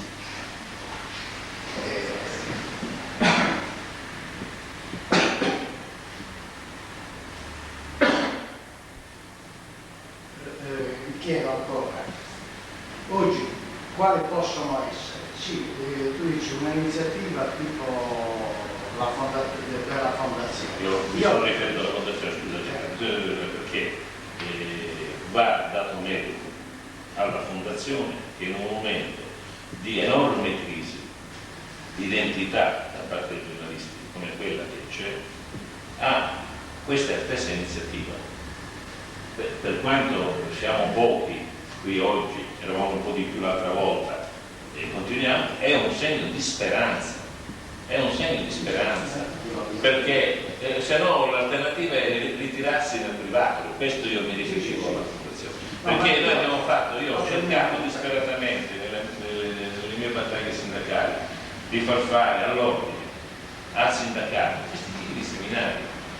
Ho proposto che venisse fatta anche gratuitamente, ero disposto io, avrei cercato altri colleghi, di preparare i colleghi che vanno a sostenere gli esami perché io ho fatto due volte, sono stato membro della commissione d'esame a livello nazionale, mista, giornalisti, magistrati, e arrivavano dalla Sardegna, mi sono trovato di fronte a situazioni drammatiche di giovani che non erano preparati a sostenere neanche quel tipo di esame, che non è nulla di speciale, cioè basta sapere qualche nozione giuridica e poi la professione, perché chiedevamo quello. Ebbene, anche queste cose non sono passate, proprio perché c'è un rifiuto ormai generalizzato, l'egoismo è diventato la cosa prevalente. Uno preferisce perdere il suo tempo per fare un pezzo e ricavare 200.000 lire, ma non parlo del giovane che sta iniziando, parlo del collega anziano che potrebbe benissimo fare a meno di fare quel pezzo, di prendere quei soldi e dedicarsi un po' di più per trasferire agli altri nell'interesse generale. Per questo io ho fatto riferimento alla fondazione, perché va dato merito, nessuno ha mai affrontato questo. Volevo prendere questo impegno. Ma comunque nata l'ipotesi della rivista, se ne è discusso, questa è parte un pochettino elaborata, poi si sconta un po' con la dura realtà. Tra l'altro noi abbiamo progettato anche una rivista multilingue, se possibile, e multimediale. Grazie a tutti. utilizzi tecnologici potrebbe essere, non è facile, potrà sempre specialità. Però ecco, possiamo prendere questo impegno di continuare con sempre precisando meglio i temi per l'approssimazione, diciamo, continuare questi forum così concepiti, anche se siamo in pochi, l'importanza Sì, relativa, certo. secondo me. Noi stiamo tanto Tra l'altro adesso il discorso delle riviste si può riprendere, perché ho visto il testo con molta attenzione, perché come Corerat siamo stati chiamati a dare un parere sulla parte che riguarda la radio e televisione, ma la legge che è all'esame della Commissione, che spero entro l'anno venga approvata, prevede per le imprese che vogliono fare iniziative di questo genere degli incentivi e degli abbattimenti di costi su quelli che sono telefoni, energia elettrica, informazione primaria, accesso alle banche dati e di seguito, che rendono interessante un'eventuale sfida per qualcuno che lavora. Possiamo fare un giro? Sì. Sì, possiamo vedere. A proposito anche dell'intervento del professor Bandini, dell'intervento di Gianni Massa, il problema della rappresentazione della realtà da parte dei giornali sardi, insomma della realtà sarda. Penso che, come diceva Gianni Massa, i giornali sardi sono diventati sempre di più i due principali giornali sardi quotidiani di opinione più che di informazione. Fanno tutti e due riferimento a una precisa area politica, insomma, perlomeno nell'ultimissima, in questa ultimissima fase. E quindi diciamo che è sempre più sacrificata l'analisi della realtà, a vantaggio invece del commento politico, insomma, in generale del commento, spesso anche della polemica un po' becera, insomma.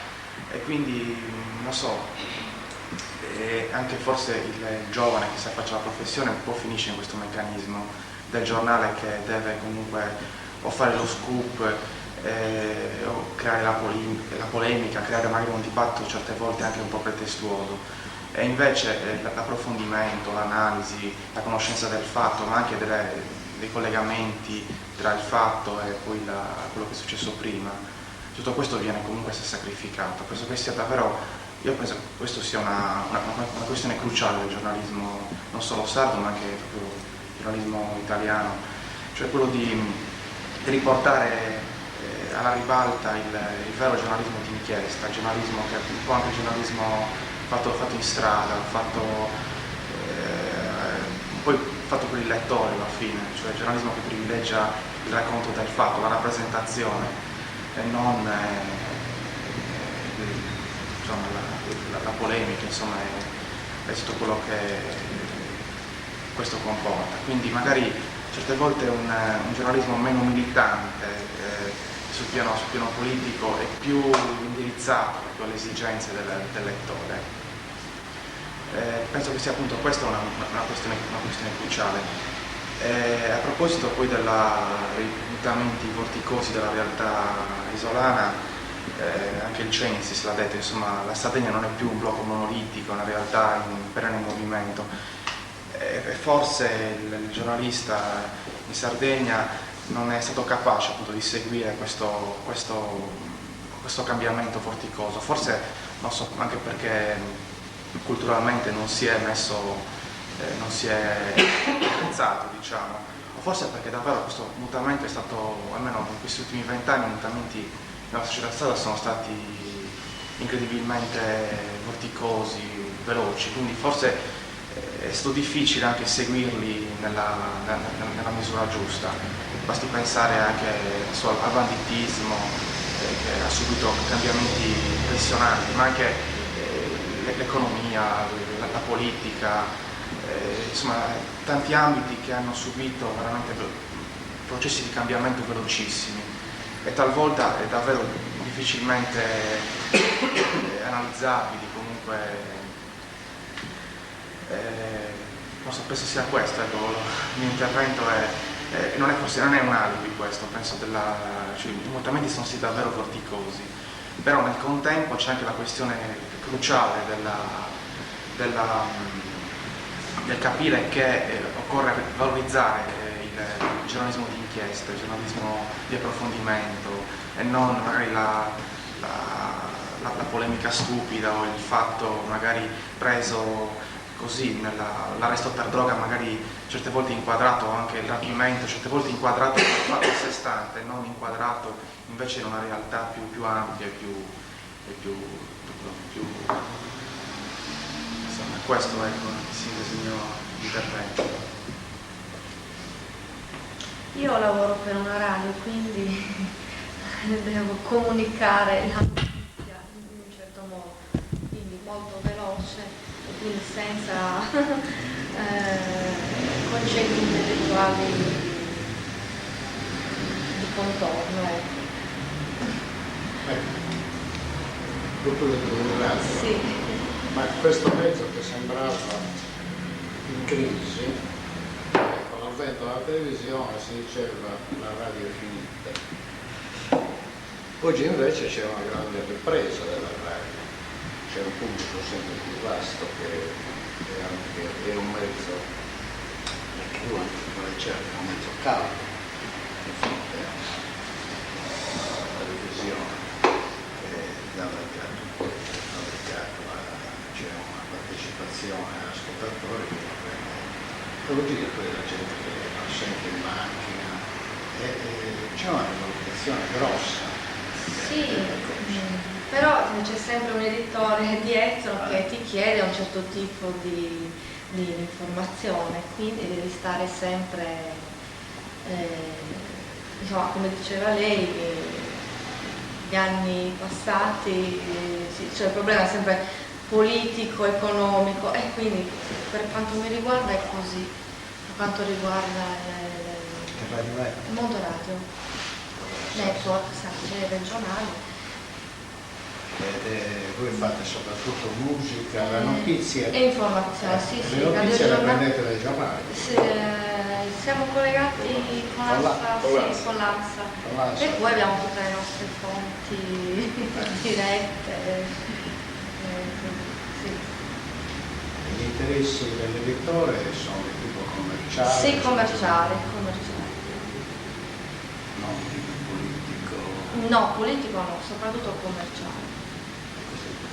La mercificazione della notizia è una garanzia dovrebbe essere una garanzia, cioè la libertà di stampa è nata. È la conferma che l'informazione dal punto di vista commerciale tira moltissimo. Certo. A differenza di quello che vogliono farci intendere gli editori, tant'è vero che anche per le televisioni chiedono di mettere gli spot, se fosse possibile anche tra una notizia e l'altra all'interno del telegiornale, sarebbe il massimo. Ecco. Quello noi siamo riusciti a evitarlo. Sì, no, vabbè, dico, sì. Ma il tentativo è quello. Sì, è quello, sì.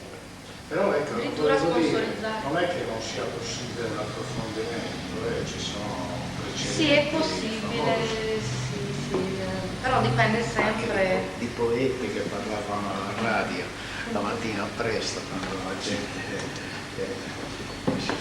Le radio sono la trasmissione di Oliviero Robert, Radio Zorro, che mi sembra un esempio molto... che sono una trasmissione molto azzeccata, trasportato adesso tipo anche, sì. Un approfondimento anche questo è il difensore della controinformazione. Mi sembra che Bea rappresenti anche la realtà alla fine, insomma, con tutte le sue contraddizioni, con tutte le cose del mezzo. Certo. Sì, anche lui già è stato poi in televisione. Non ci dimentichiamo la guerra del Golfo. Eravamo tutti convinti di vedere la guerra in diretta, avevamo un'immagine che ci faceva passare il comando americano, o il comando perché non ce lo vediamo. Cioè la tecnologia, la televisione che prende, per fare il discorso di Bambino, è sempre rappresentazione. Sì, ma proprio le cose che diceva il professor Bandino, abbiamo avuto un caso clamoroso, io me ne sono accorto, io stesso me ne sono accorto in ritardo, soltanto quando è venuto l'arcivescovo in redazione abbiamo fatto un incontro e abbiamo parlato di questo. In Italia sta passando il discorso dell'apertura delle poste la domenica. Nessuno ha affrontato il discorso reale di cosa significa aprire le poste la domenica. Nel momento in cui sarebbe stato sufficiente che l'amministrazione postale avesse evitato, aprendo gli sportelli 6 giorni alla settimana, le file che ci sono alla settimana, ma il cittadino perché deve andare la domenica nell'ufficio? Niente, passato così, con un fatto grosso di efficienza, di clamore sulla televisione nazionale, sulla stampa nazionale, nessuna CSS ha preso posizione. Esatto, e grazie a quello, noi dell'arcivescovo abbiamo parlato a lungo su questa cosa, con l'arcivescovo che ha fatto capire che non ha senso proprio. Una ricevuta. Proseguiamo un tiro, così ascoltiamo.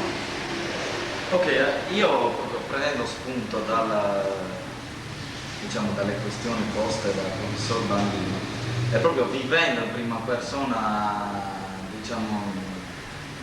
un inizio, proprio un approccio col giornalismo moderno proprio dell'ultima generazione, mi rendo conto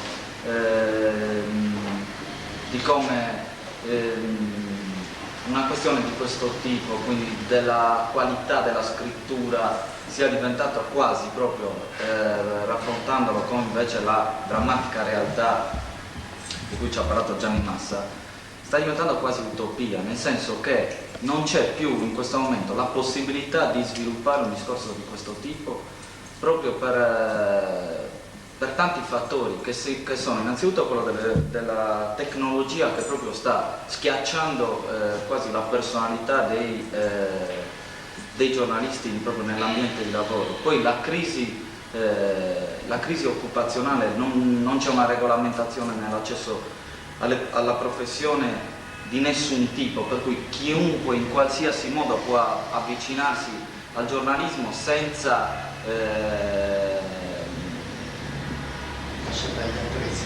niente, proprio nulla di nulla, cioè uno può veramente bussare a una redazione e dall'indomani trovare magari un articolo scritto, un articolo che verrà letto da 200.000 persone, cioè, e non c'è allo stesso tempo nessuno che insegni qualcosa, gli anziani con 20, 30 anni di carriera, 40 anni di carriera, che possano permettersi, perché proprio non c'è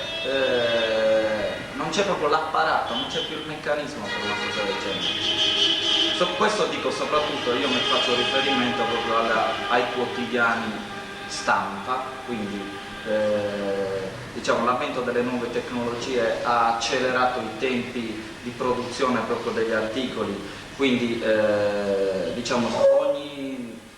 io faccio il calcolo dell'Unione Sarda, ogni 6 mesi si stanno anticipando i tempi di chiusura del giornale, quindi diventano ancora più veloci i tempi di raccolta delle notizie, di scrittura, quindi l'arte dello scrivere in questo modo viene schiacciata, proprio scompare proprio dalla necessità quotidiana. E poi ritornando alla questione giovani e alla difficoltà di entrare nel meccanismo in modo definitivo, dico, perché c'è questa situazione del precariato così che va avanti per tantissimo tempo, per cui chi non ha le spalle protette da un contratto è costretto a sgomitare cercando di produrre il più possibile, e la qualità in questo modo va a farsi benedire, soprattutto perché da tutte le parti arrivano concorrenza di tutti i tipi che non è regolamentata in nessun modo, e quindi a questo punto si preferisce magari basarsi sugli schemi classici degli articoli nel modo più asettico, più freddo, per non correre il rischio magari di allontanarsi troppo dalla notizia, dal fatto reale, crudo, raccontato proprio della 500 o dell'episodio di droga o della rapina.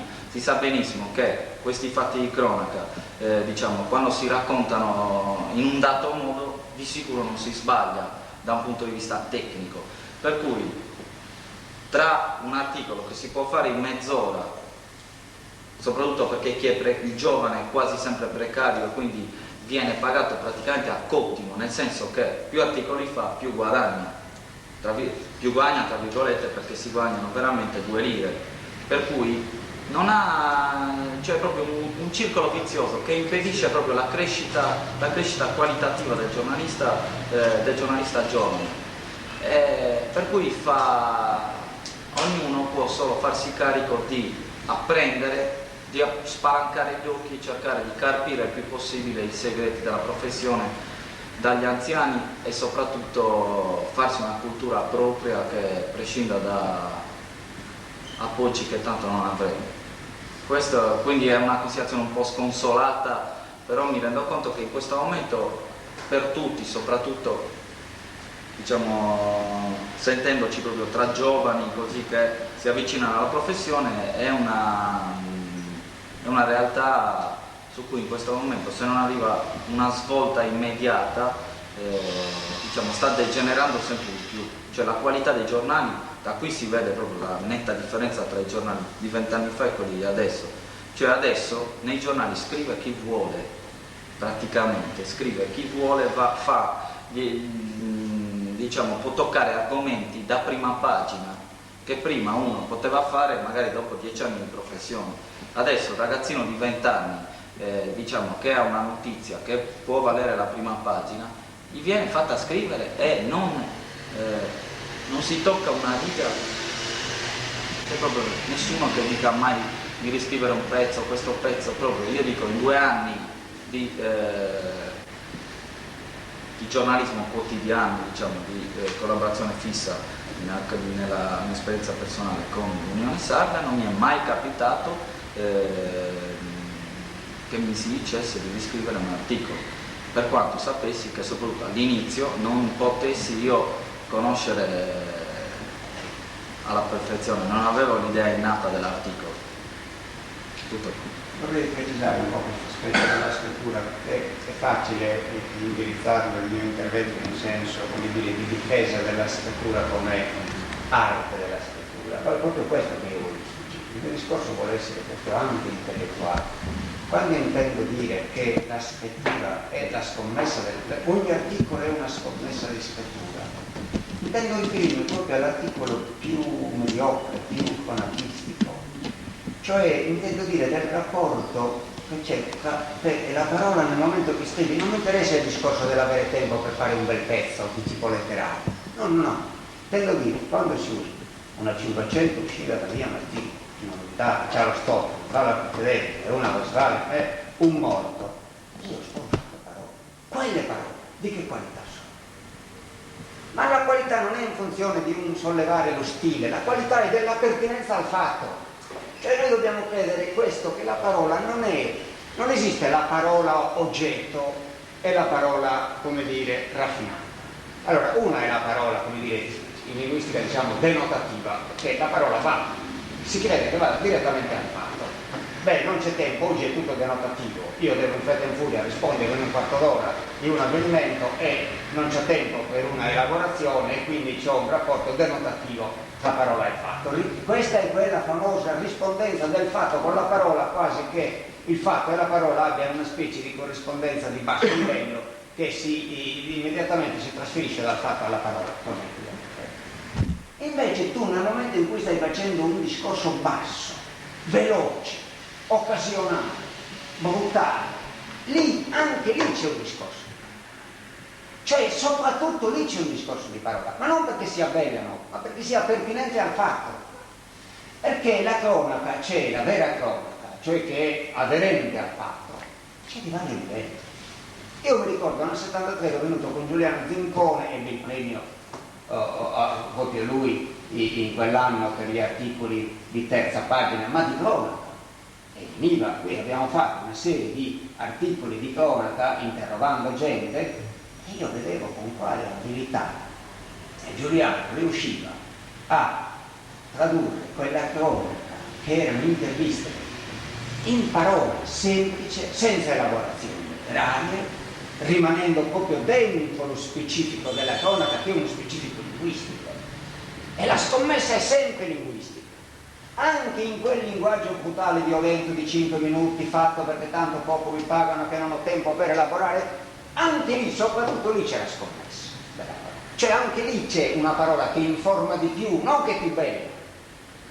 Secondo me questa è la scommessa. È più comprensibile. È più comprensibile ed ha ragione del fatto, proprio quella parola svela il fatto. Quindi saltando il discorso che ci sia davvero rispondenza per fatto e parola, non ce n'è, è il mio medium linguistico.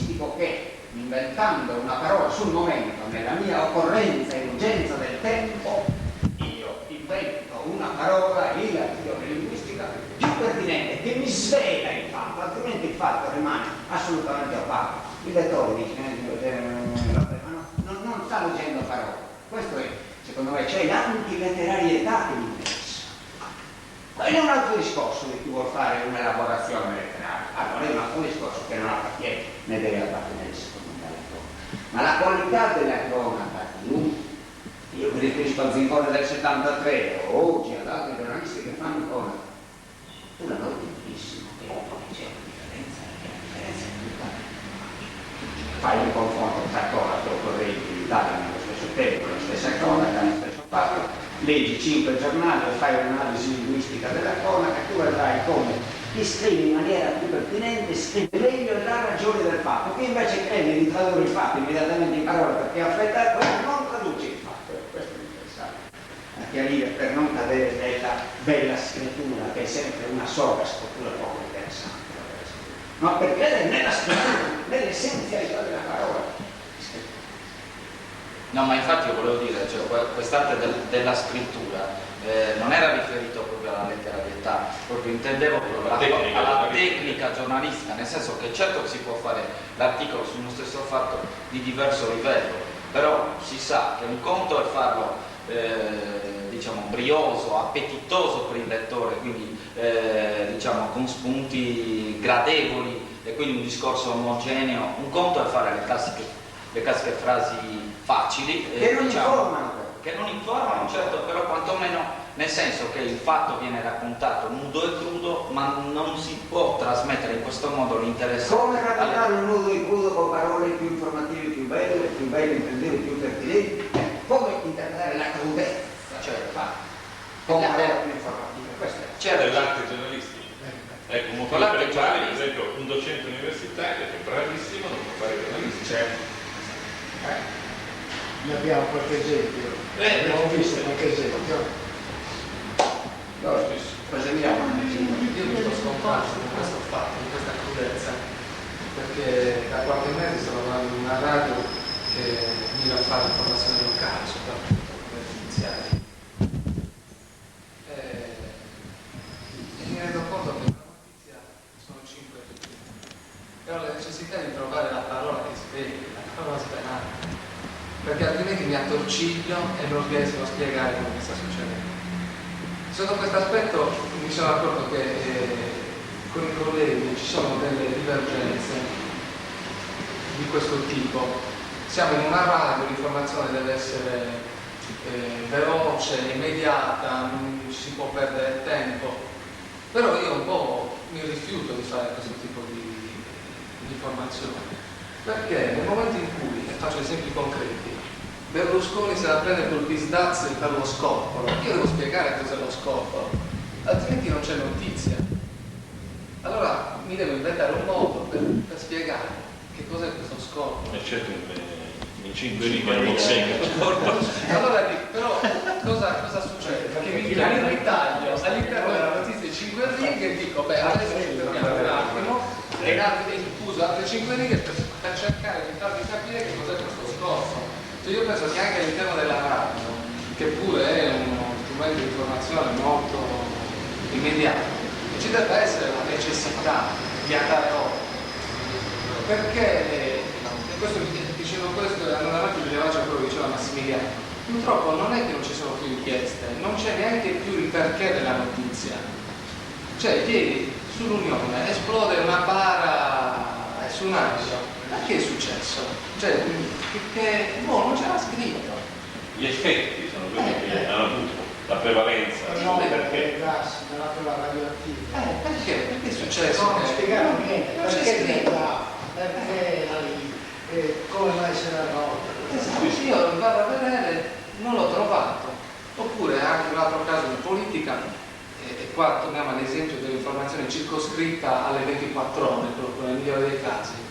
C'è stato il caso Manchino di questo assessore che voleva andare in fondazione, grande, putiferio, titolo in prima pagina, poi tutto si è risolto con 5 righe all'interno di un articolo della Nuova Sardegna, in cui si diceva, il Presidente Segni si ha dato uno sguardo al regolamento, non si può fare. Tutto finito lì. Perché c'era l'interesse, perché c'era la periferia del sistema politico.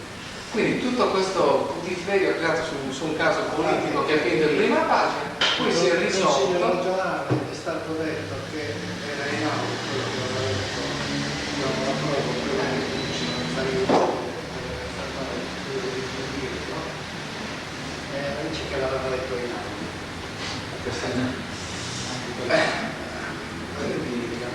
L'approfondimento, cioè purtroppo ho l'impressione che l'approfondimento sia già un passo successivo e che ci sia questa regressione, così come vanno negli ultimi incontri, dall'informazione alla comunicazione, peraltro neanche completa, cioè bisogna attestarsi sulla linea della completezza dell'informazione a questo punto, non possiamo pretendere di più, dobbiamo pretendere il minimo indispensabile perché altrimenti andiamo oltre quelle che sono le forze del giornalismo oggi. Per quanto riguarda il circolo vizioso, io penso che il circolo vizioso a un certo punto si possa spezzare anche con prese di posizione coraggiose su quelli che sono i limiti dell'informazione in Sardegna. Cioè, noi siamo in una posizione assolutamente debole, cioè, la nostra debolezza è paradossale, cioè, quindi è inutile stare a pensare. Però potremmo costringere chi veramente fa l'informazione a riflettere un po' meglio, anche noi a essere portatori di critiche costruttive, cioè, perché i giornali non solo li vediamo ma in parte li facciamo e quindi vediamo quelli che sono i limiti, ma proprio nelle molecole dell'informazione, cioè perché non c'era ieri la notizia della Tara, non si sa, oppure perché tutti parlano di rispetto dei minori e poi quando c'è il caso di maggiore la nuova mette i nomi invece di mettere foto. La vicenda della Zingarella, della ragazzina di Sant'Elia che è stata faticata, fotografia in perché? Io forse con un candore, con un'ingenuità, andare lì con una ingenuità e dire scusi, vorrei chiedere perché lei è andata contro la carta di Treviso, vediamo cosa risponde. Cioè forse in questo modo si riesce a spezzare. No, i giornalisti della relazione sanno la carta di Treviso. Però la sfida con il linguaggio, comunque ci deve essere comunque, perché invece che ho bisogno di altre 10 righe per chiarire, è possibile quelle 5 righe inserire più byte informativi, proprio grazie al linguaggio, e arrivare massimo a 6 righe invece che a 10 per spiegare lo scorporo, con un cioè sintetizzato in maniera che... Cioè la scommessa con il linguaggio c'è sempre questa esperienza di ridurre in una pagina il problema che noi abbiamo. Io ho l'impressione che nelle informazioni oggi non si spieghi più il perché delle cose, cioè perché una cosa succede. Io adesso ho l'esigenza che siamo bombardati da informazioni, da notizie, non riesco più ad avere una sintesi della realtà che mi circonda. Allora, se non me la fa il giornale questa sintesi, e invece mi continua a darmi inserti, riviste, approfondimenti falsi poi, perché entrano nello specifico senza darmi la Il professor Gandino si limitava a dire il linguaggio nel rispetto della nostra tecnica, cioè le 5W. Certo. Quindi tu, il linguaggio è questo, poter trasferire il migliore dei modi, chi, come, quando, dove, perché. Se manca uno di questi non è fatto. Certo. Il caso della bara mancava proprio lui. Quindi, anche i 5 righe, anche i cose, chi però c'è? adesso si prende a togliere una V e a riempire le altre. Sì, ma non è detto che bisogna aprire un'altra finestrella, cioè quello fa parte del nostro scomparto, no? Certo. Per settori tradizionali, proprio di tipo narrativo della tradizione narrativa nostra, noi abbiamo bisogno di aprire altri aspetti, altre finestre. Ecco, invece la comunicazione di oggi non può permettere questa articolazione narrativa di tipo subordinato, principale, secondario, analogicamente parlando di secondo grado, di terzo grado, di quello.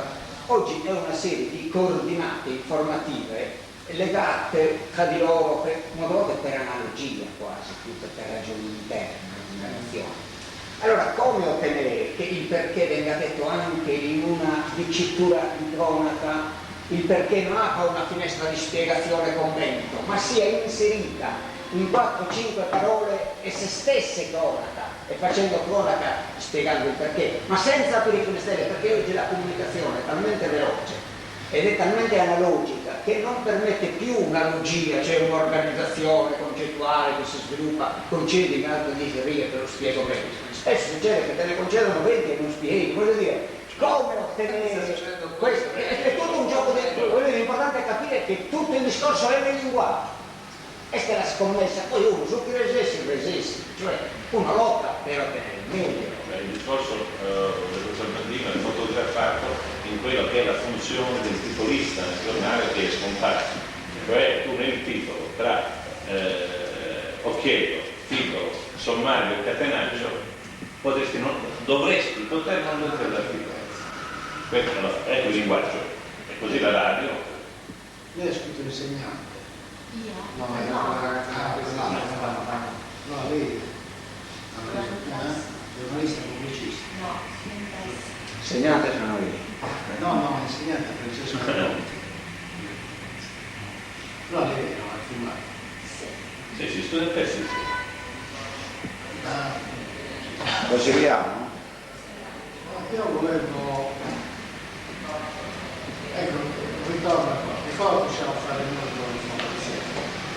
Continuare questi seminari, Certo, addirittura queste cose che dice il professor Bandino secondo me è ottimale, fare proprio una cosa specifica sul linguaggio con esemplificazioni, prove, test. Lo facciamo, poi tenendo conto appunto che nella comunicazione di oggi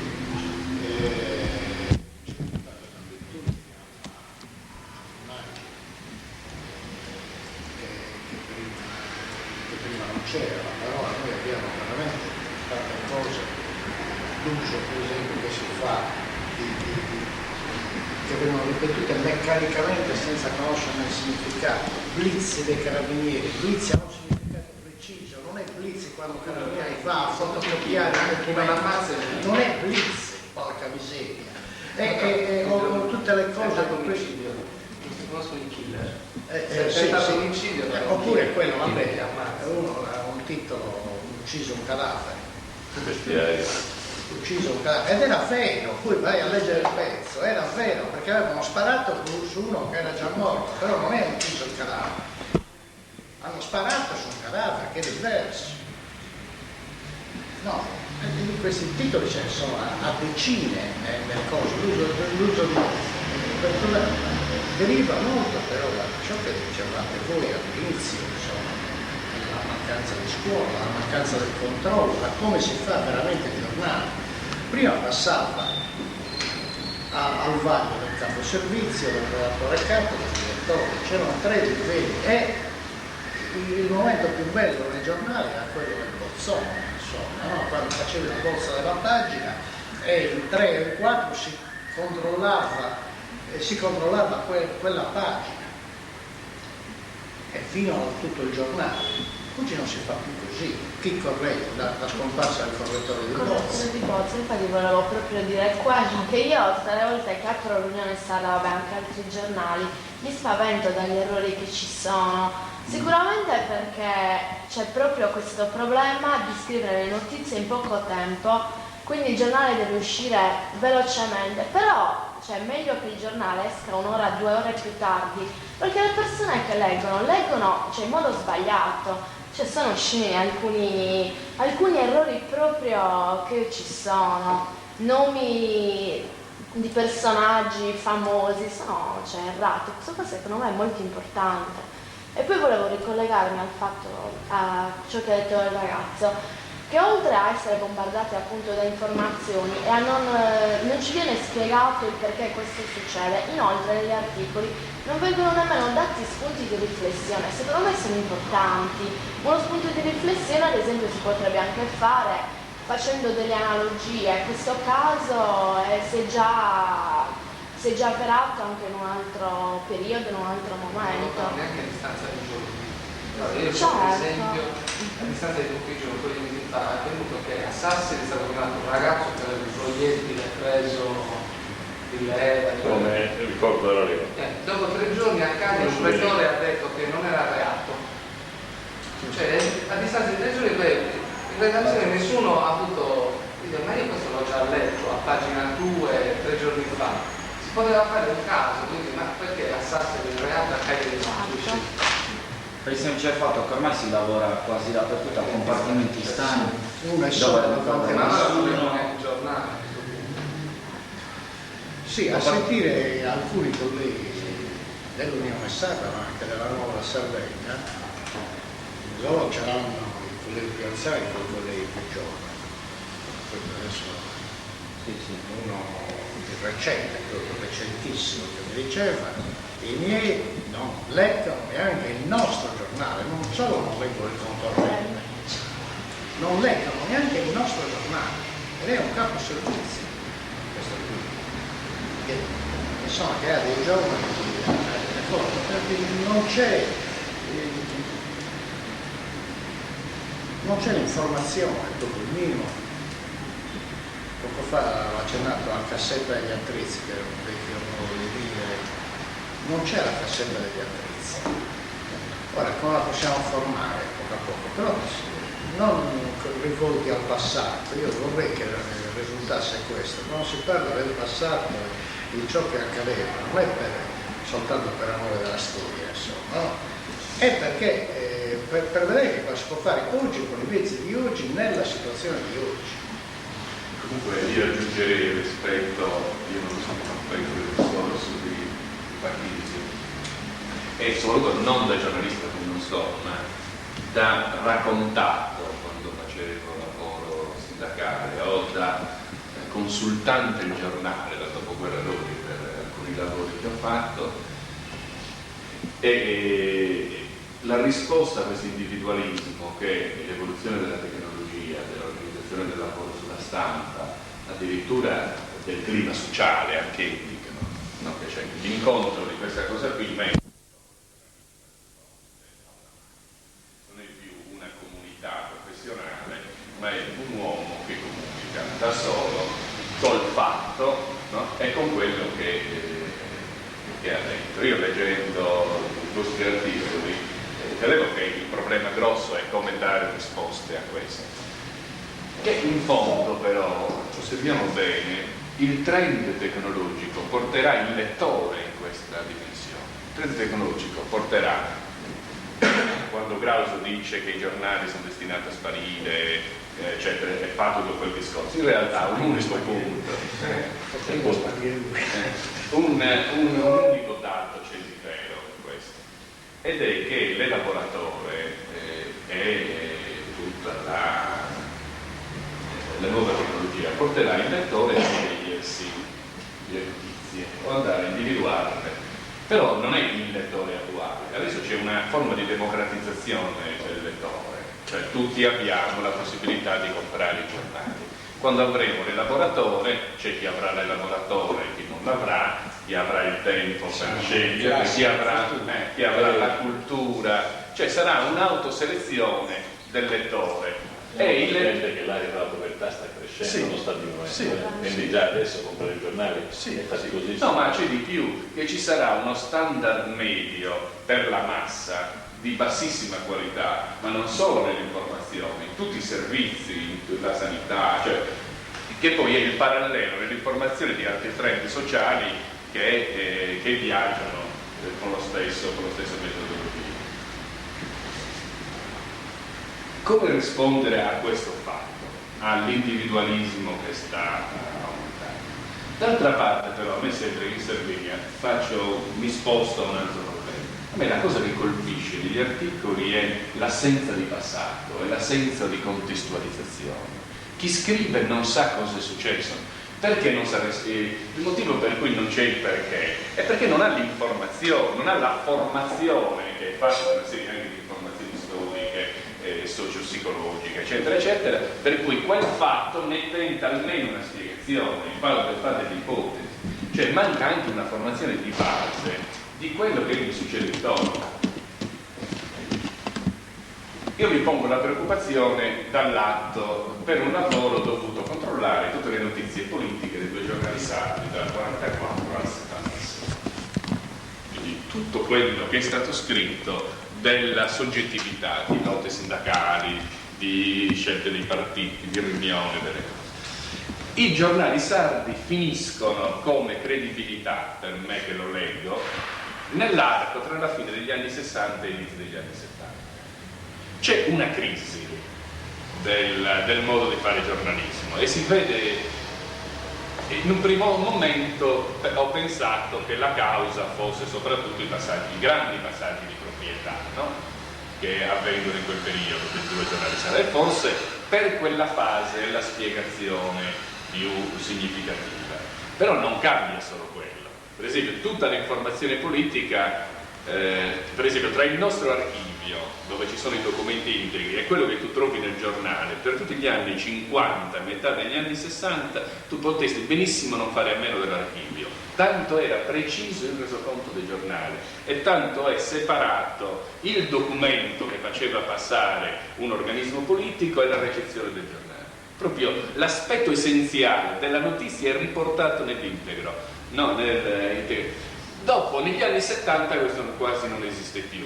Tu non sai più qual è l'opinione del giornalista, il fatto e l'interpretazione è la fonte del documento che esprime i giudizi politici.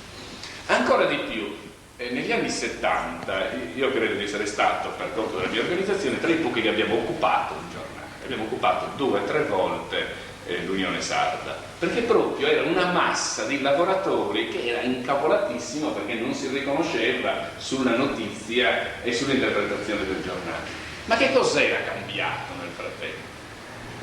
Era cambiato che ormai la gente aveva capito che se non usciva nel giornale non era più nessuno. Cioè, questo aspetto non viene mai preso in considerazione. Do un'informazione. Il panorama della settimana scorsa ha descritto i minatori del Sud come dei grandi attori nel mandare il proprio messaggio di crisi.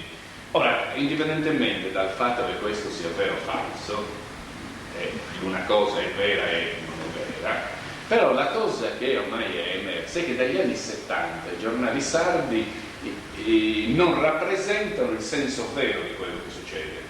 La gente non si sente rappresentata, ma si muove in modo da essere rappresentata.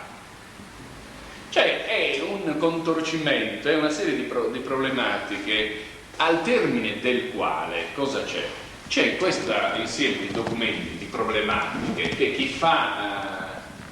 chi accetta o chi sa di essere strumentalizzato deve problematizzare nel complesso, cioè ormai anche il fatto viene fatto in funzione del medio. E questo non è solo il politico che lo fa, ma anche aggregazioni sociali organizzate che arriva fino all'istinto del lavoratore che c'è in questo. Conclusione, a me sembra che nella stampa, per l'operatore culturale nella stampa, che è un operatore culturale, quindi non solo un soggetto professionale, che ormai viene individualizzato dal rapporto con la proprietà, dal medium, dalla tecnologia, non resti altro che quello che ci sta succedendo a tutte le altre professioni, è che c'è una riaggregazione di carattere elettivo, e cioè tu devi scegliere, no? Ti resta solo la possibilità, io non ci sto a questo gioco di stare da solo, e non accetto, e tra le convenienze della concorrenza col collega a cui mi spinge tutto e l'interesse mio a mettermi con gli altri per migliorarmi, per costruire, resta solo una decisione singola. Da questo punto di vista allora si può andare dalla continuità di riunioni e di approfondimento alla formazione fino a ricostruire quasi dall'inizio, cioè una cucina che è una rivista, che può essere anche un contenitore radiotelevisivo sperimentale, che è una televisione aperta e disponibile di dare, però è un pezzettino, a me sembra se io facessi il problema del mio lavoro come professionista in un'altra direzione, non è diverso da questo. È un pezzo generale della situazione in cui c'è questa disgregazione quasi completa. Per esempio, se voi facevo il discorso dell'elettore, l'elettore non è allo stesso modo individualizzato, passivizzato, lasciato a credergli che gli altri facciano i tuoi interessi, in realtà stanno facendo gli interessi degli altri, così tante altre dimensioni della nostra vita. Ecco, noi abbiamo un problema, io adesso lo pongo in termini organizzativi dell'organizzare questa riunione che magari poi mi serve, cioè c'è una difficoltà a vedersi, c'è una difficoltà a raggiungere gli individui giornalisti organizzati, cioè noi tra la prima riunione, il vostro lavoro, organizzazione del vostro lavoro, comunicazione con voi e nuova riunione oggi, abbiamo dato un raro esempio di difficoltà a rimettere insieme questi individui che fanno i giornalisti. E non è separato dal resto del discorso, è un pezzo di tutto il discorso, questa difficoltà di incontrarsi. Allora io direi che uno dei modi nostri, che è anche questo linguaggio, come costruire un metodo di incontro, come continuare, se lo decidiamo, questi incontri. E allora probabilmente qualche decisione bisogna prenderla, cioè se si decide di fissare una data, qual è la data che va meglio, come allargarla, siamo sicuri di un nucleo che lavora, questo metodo di lavoro è il migliore, e via via, insomma, sapere quando si inizia ma anche quando si smette. No, io come metodo eccetera, siccome oggi abbiamo incominciato a questo, siccome eravamo pochi non avremmo fatto niente, avremmo stato perché anche l'anno. In definitiva è uscito fuori una cosa un po'... Questo aspetto che ha introdotto dopo il Bandino è un discorso fondamentale. Che poi precisa anche tutte le cose che possiamo fare noi come fondazione, ecco, fare appunto un approfondimento. Che non vale solo per noi. Sì. Mi è capitato di leggere alcune relazioni che alti funzionari della burocrazia hanno fatto ai propri assessori, che veramente non riuscivano a trasferire assolutamente, pur con 30 cartelle, 40 cartelle, quelli che erano i fatti che avrebbero dovuto trasferire. Quindi è un discorso più generale della comunicazione. Non c'è dubbio. E poi abbiamo fatto quella, non c'è dubbio, quanto riguarda la comunicazione pubblica degli enti pubblici verso l'esterno e viceversa, anche la ricezione da parte degli enti pubblici dei desiderata, diciamo, del pubblico.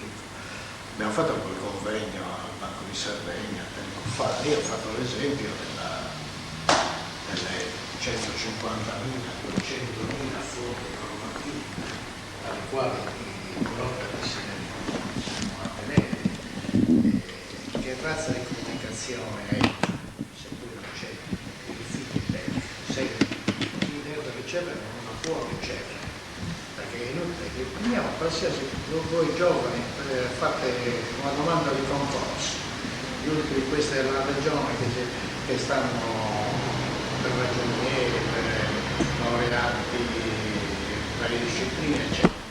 E troverete il termine, il limite di età è di tanti anni, eccetto i casi del DM numero 740 modificato dalla legge eccetera eccetera eccetera. Non, quale informazione è? Quello sta dando informazione l'ente pubblico perché ti mette in mano il documento, ma quel documento per te è illeggibile, non lo sai, non lo puoi decrittare.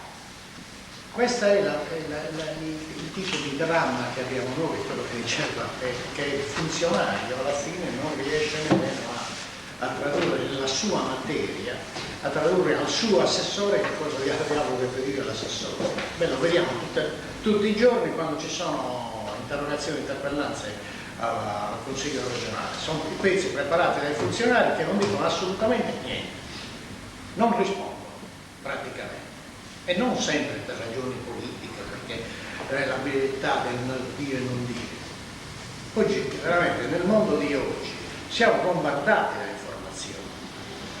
Però chi è che possiede la griglia critica per far passare quelle che veramente sono informazioni? E quindi la riprova dovrebbe avere il feedback, il ritorno. Se non c'è ritorno non c'è nemmeno informazione. Vediamo, non abbiamo sentito. No, ma io volevo soltanto precisare questo. La notizia oggi si basa più che altro sul raccontare chiacchiere, non sul raccontare le cose vere come stanno e sul farci capire. Cioè, più che altro io preferirei non sapere di meno, però capire tutto quello che venga a sapere. Tutti i giorni vediamo i telegiornali, ad esempio, il 60% dello spazio è tutto occupato dalla politica, ma cosa si dice davvero della politica? Si riportano praticamente tutte le accuse che si fanno vicendevolmente Berlusconi, con Prodi e viceversa. Ma perché ad esempio il giornalista non va e mi spiega perché Bertinotti mi propone di tassare i bot, Berlusconi mi dice che vuole un'unica aliquota, Prodi mi dice che non si può invece abbassare il carico fiscale? Perché il giornalista non mi spiega quali conseguenze si avranno lì? Cioè io potrei capirlo un pochino perché ho studiato scienze delle finanze per esempio nella scuola superiore. Mettiamo un altro che viene dal classico, che si ritrova a votare lo stesso come me e non sa scegliere, perché praticamente gli vengono raccontate sempre le solite notizie, le solite chiacchiere che non interessano a nessuno, mentre invece non sa praticamente dove andare a chiedere qual è la qualità delle proposte politiche che mi vengono a fare. Quindi praticamente un giornale mi dovrebbe aiutare anche a scegliere, a capire, non a sapere cose che alla fine non mi interessano. A proposito di organizzazione, dicevi Salvatore, tu per fare per la prossima volta, quando? Qual è il giorno Noi che siamo all'inizio di aprile. Abbiamo 5 relazioni con tematiche molto ampie, su cui comunque immagino i colleghi, i giornalisti vostri, insomma, avranno che si sa. Ecco, prima domanda da porci. Siamo in grado da qui a giugno, no, di costruire 5 incontri? Io ho i miei dubbi. E abbiniamo le 2 relazioni più simili a tu dici, cioè, lo completiamo mettendone 2 alla volta. E poi anche questa bisogna che la rimettiamo in discussione. Sì. Quindi noi diciamo che da qui a giugno facciamo 2 incontri, no? Allora, mi sembra di capire che la giornata che va bene è il sabato mattina. No, non lo so. Anche questo è da vedere. È da vedere noi abbiamo scelto la mattina perché per gli orari dei giornali eccetera era. Cioè, per noi è indifferente, possiamo scegliere qualsiasi giornata di Perché mattina la sera o la gente in Se lo ritenete più opportuno. il sabato sta diventando una giornata un po' disimpegnata in confronto alle altre. Quindi la scelta dovrebbe essere un sabato mattina verso le 10. 10 e mezzo, mezz'ora e mezza, poniamo 2 anche ore, il tempo forse è il caso di fissare, sappiamo che dura 2 ore e casomai si chiude chi vuole se è rimanere possibile con interventi più brevi, in modo da sintetizzare e lasciare l'intervento scritto. Ecco, per dare la possibilità probabilmente agli altri che forse sarebbero venuti se non ci sarebbe stata una serie di coincidenze, si può individuare subito sabato prossimo impossibile, l'altro sabato, se lo decidessimo, cioè ripetere, Sabato siamo alla vigilia delle elezioni. allora e l'altro il 27 è la vigilia di Sadia e noi abbiamo assemblee nelle scuole. No, non è il No, 14, 13. Allora, quel sabato là e uno il sabato. 13 aprile. E uno sabato. E come a avvisiamo gli altri? Intanto bisogna fare anche un po', io ho fatto i comunicati eccetera, però anche lì non c'è comunicazione. Se io posso dire una cosa, non facciamoci illusioni di grande partecipazione. Sarebbe già un grosso successo se i giovani colleghi che sono presenti qui oggi potessero raddoppiare la loro presenza portando un altro collega. Questo è già un successo, secondo me. Purtroppo, devo dire, non fate molto affidamento su questo. Mi dispiace dirlo, ma è così. Io cercherò di farmi anch'io parte dirigente, di invitare, di chiedere, qualcuno è disponibile, allora cerchiamo di trovare questi motivanti che sono disponibili. Cioè 5 o 6 dovremmo riuscire a mettere insieme, perché non voglio assolutamente credere che di fronte a queste cose non riusciamo a trovare neanche 5 o 6 colleghi disposti. Quindi io mi farò, come ho detto, perché sabato 13 aprile. E quindi lavoriamo col passaparola, non scriviamo niente. Sì, facciamo comunicato, no, fa sempre, cioè, facciamo, almeno per promemoria serve. Quindi alle 10 di... 10 e mezzo, mezzogiorno e mezzo. 2 ore. 10, mezzogiorno e mezzo. Va bene. Naturalmente liberi anche altri, noi abbiamo parlato dei giornalisti, ma poi abbiamo Quelli interessati. comunicati che abbiamo interessati alla...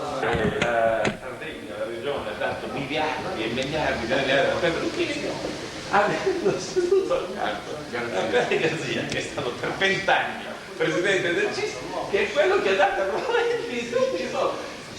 Non lo sapeva, l'ho completamente cancellato. Ma il Garzia non ha fatto finta di... Tranquillo, io poi mi sono messo a ridere, ho detto a Chicco Campos, oh ma cosa è? Che realtà devo rappresentare io? Ma capisco, l'ho vinto, è giovane, forse era distratta con situazioni. Ma Garzia, tu che l'hai combattuto, che lo sai, chi è che ha dato i soldi a Rovelli? Se non c'era il Cisco per far per tu, Rovelli... Buongiorno a tutti. Buongiorno. Capitano queste cose. Benissimo. Arrivederci. Ciao. Professore, arrivederci. Ciao. Oggi pomeriggio però, Oggi pomeriggio del te perché Nuovo appuntamento. come sarebbe interessante, professore, se i giornali, partendo dal libro che era scritto sulla Costa di Meralda, nessuno si è posto il problema di spiegare perché la Gattani si è trovato nelle situazioni in cui si è trovato, ridotto quasi a fallire. Cosa è successo? Cosa sta succedendo? Ciao Gaetano, grazie, vediamo, arrivederci.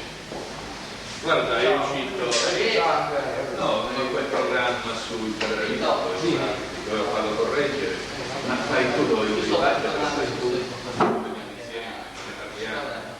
riconvochiamo il consiglio di Lui. Siamo in contratti un'iniziativa costosa e abbiamo parlato. No, abbiamo fatto. e adesso le cose Diciamo, io questo l'ho già visto. tanto di quella roba da fare. Guarda che parla molto bene. Io non ero sapevo che soprattutto di parlare di sé, la mia presenza di chi è Facciamo un giro di parlava di lui, io non lo conoscevo, parlava di lui come dava in mezzo ai mio figlio e quindi adesso questo lo devo portare però poi ci siamo conosciuti per altre cose, però quando lo stesso hai visto la gente? insomma è normale questo. Siamo 3 coppie di cose. E allora? E poi vediamo se c'è anche noi. Ma è la Simone non c'è da dire che si è laureata quindi è in questa quindi da oggi doveva andare Non è che fanno un pezzo subito, ognuno di sa pubblica. riesci anche il tuo servizio. Io ho fatto un'altra cosa, perché poi ho fatto l'intervista a Novello Carras, quindi quella intesa la facciamo dopo le elezioni. L'hanno incontrato In chiesa su quelli di Rossato. quindi adesso è arrivato oggi gli atti di un convegno sulla crisi del 22 con una parte che è entrata del passato che è entrata nella democrazia fascista e questo è una riproduzione di allora del 23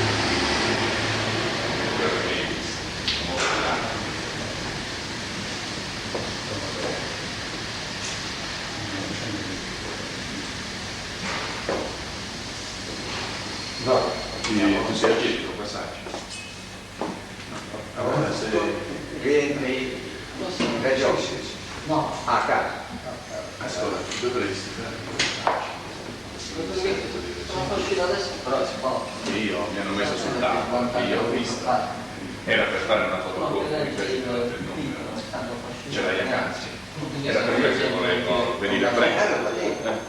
Pensano che stia legando il momento elettorale. Ah, poi stasera c'è questa roba di domani. Sì. Alle 6:30.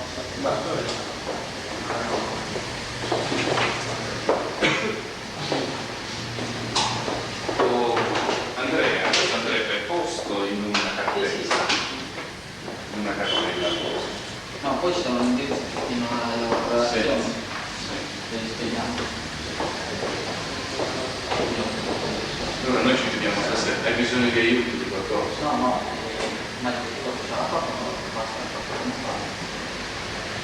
Grazie.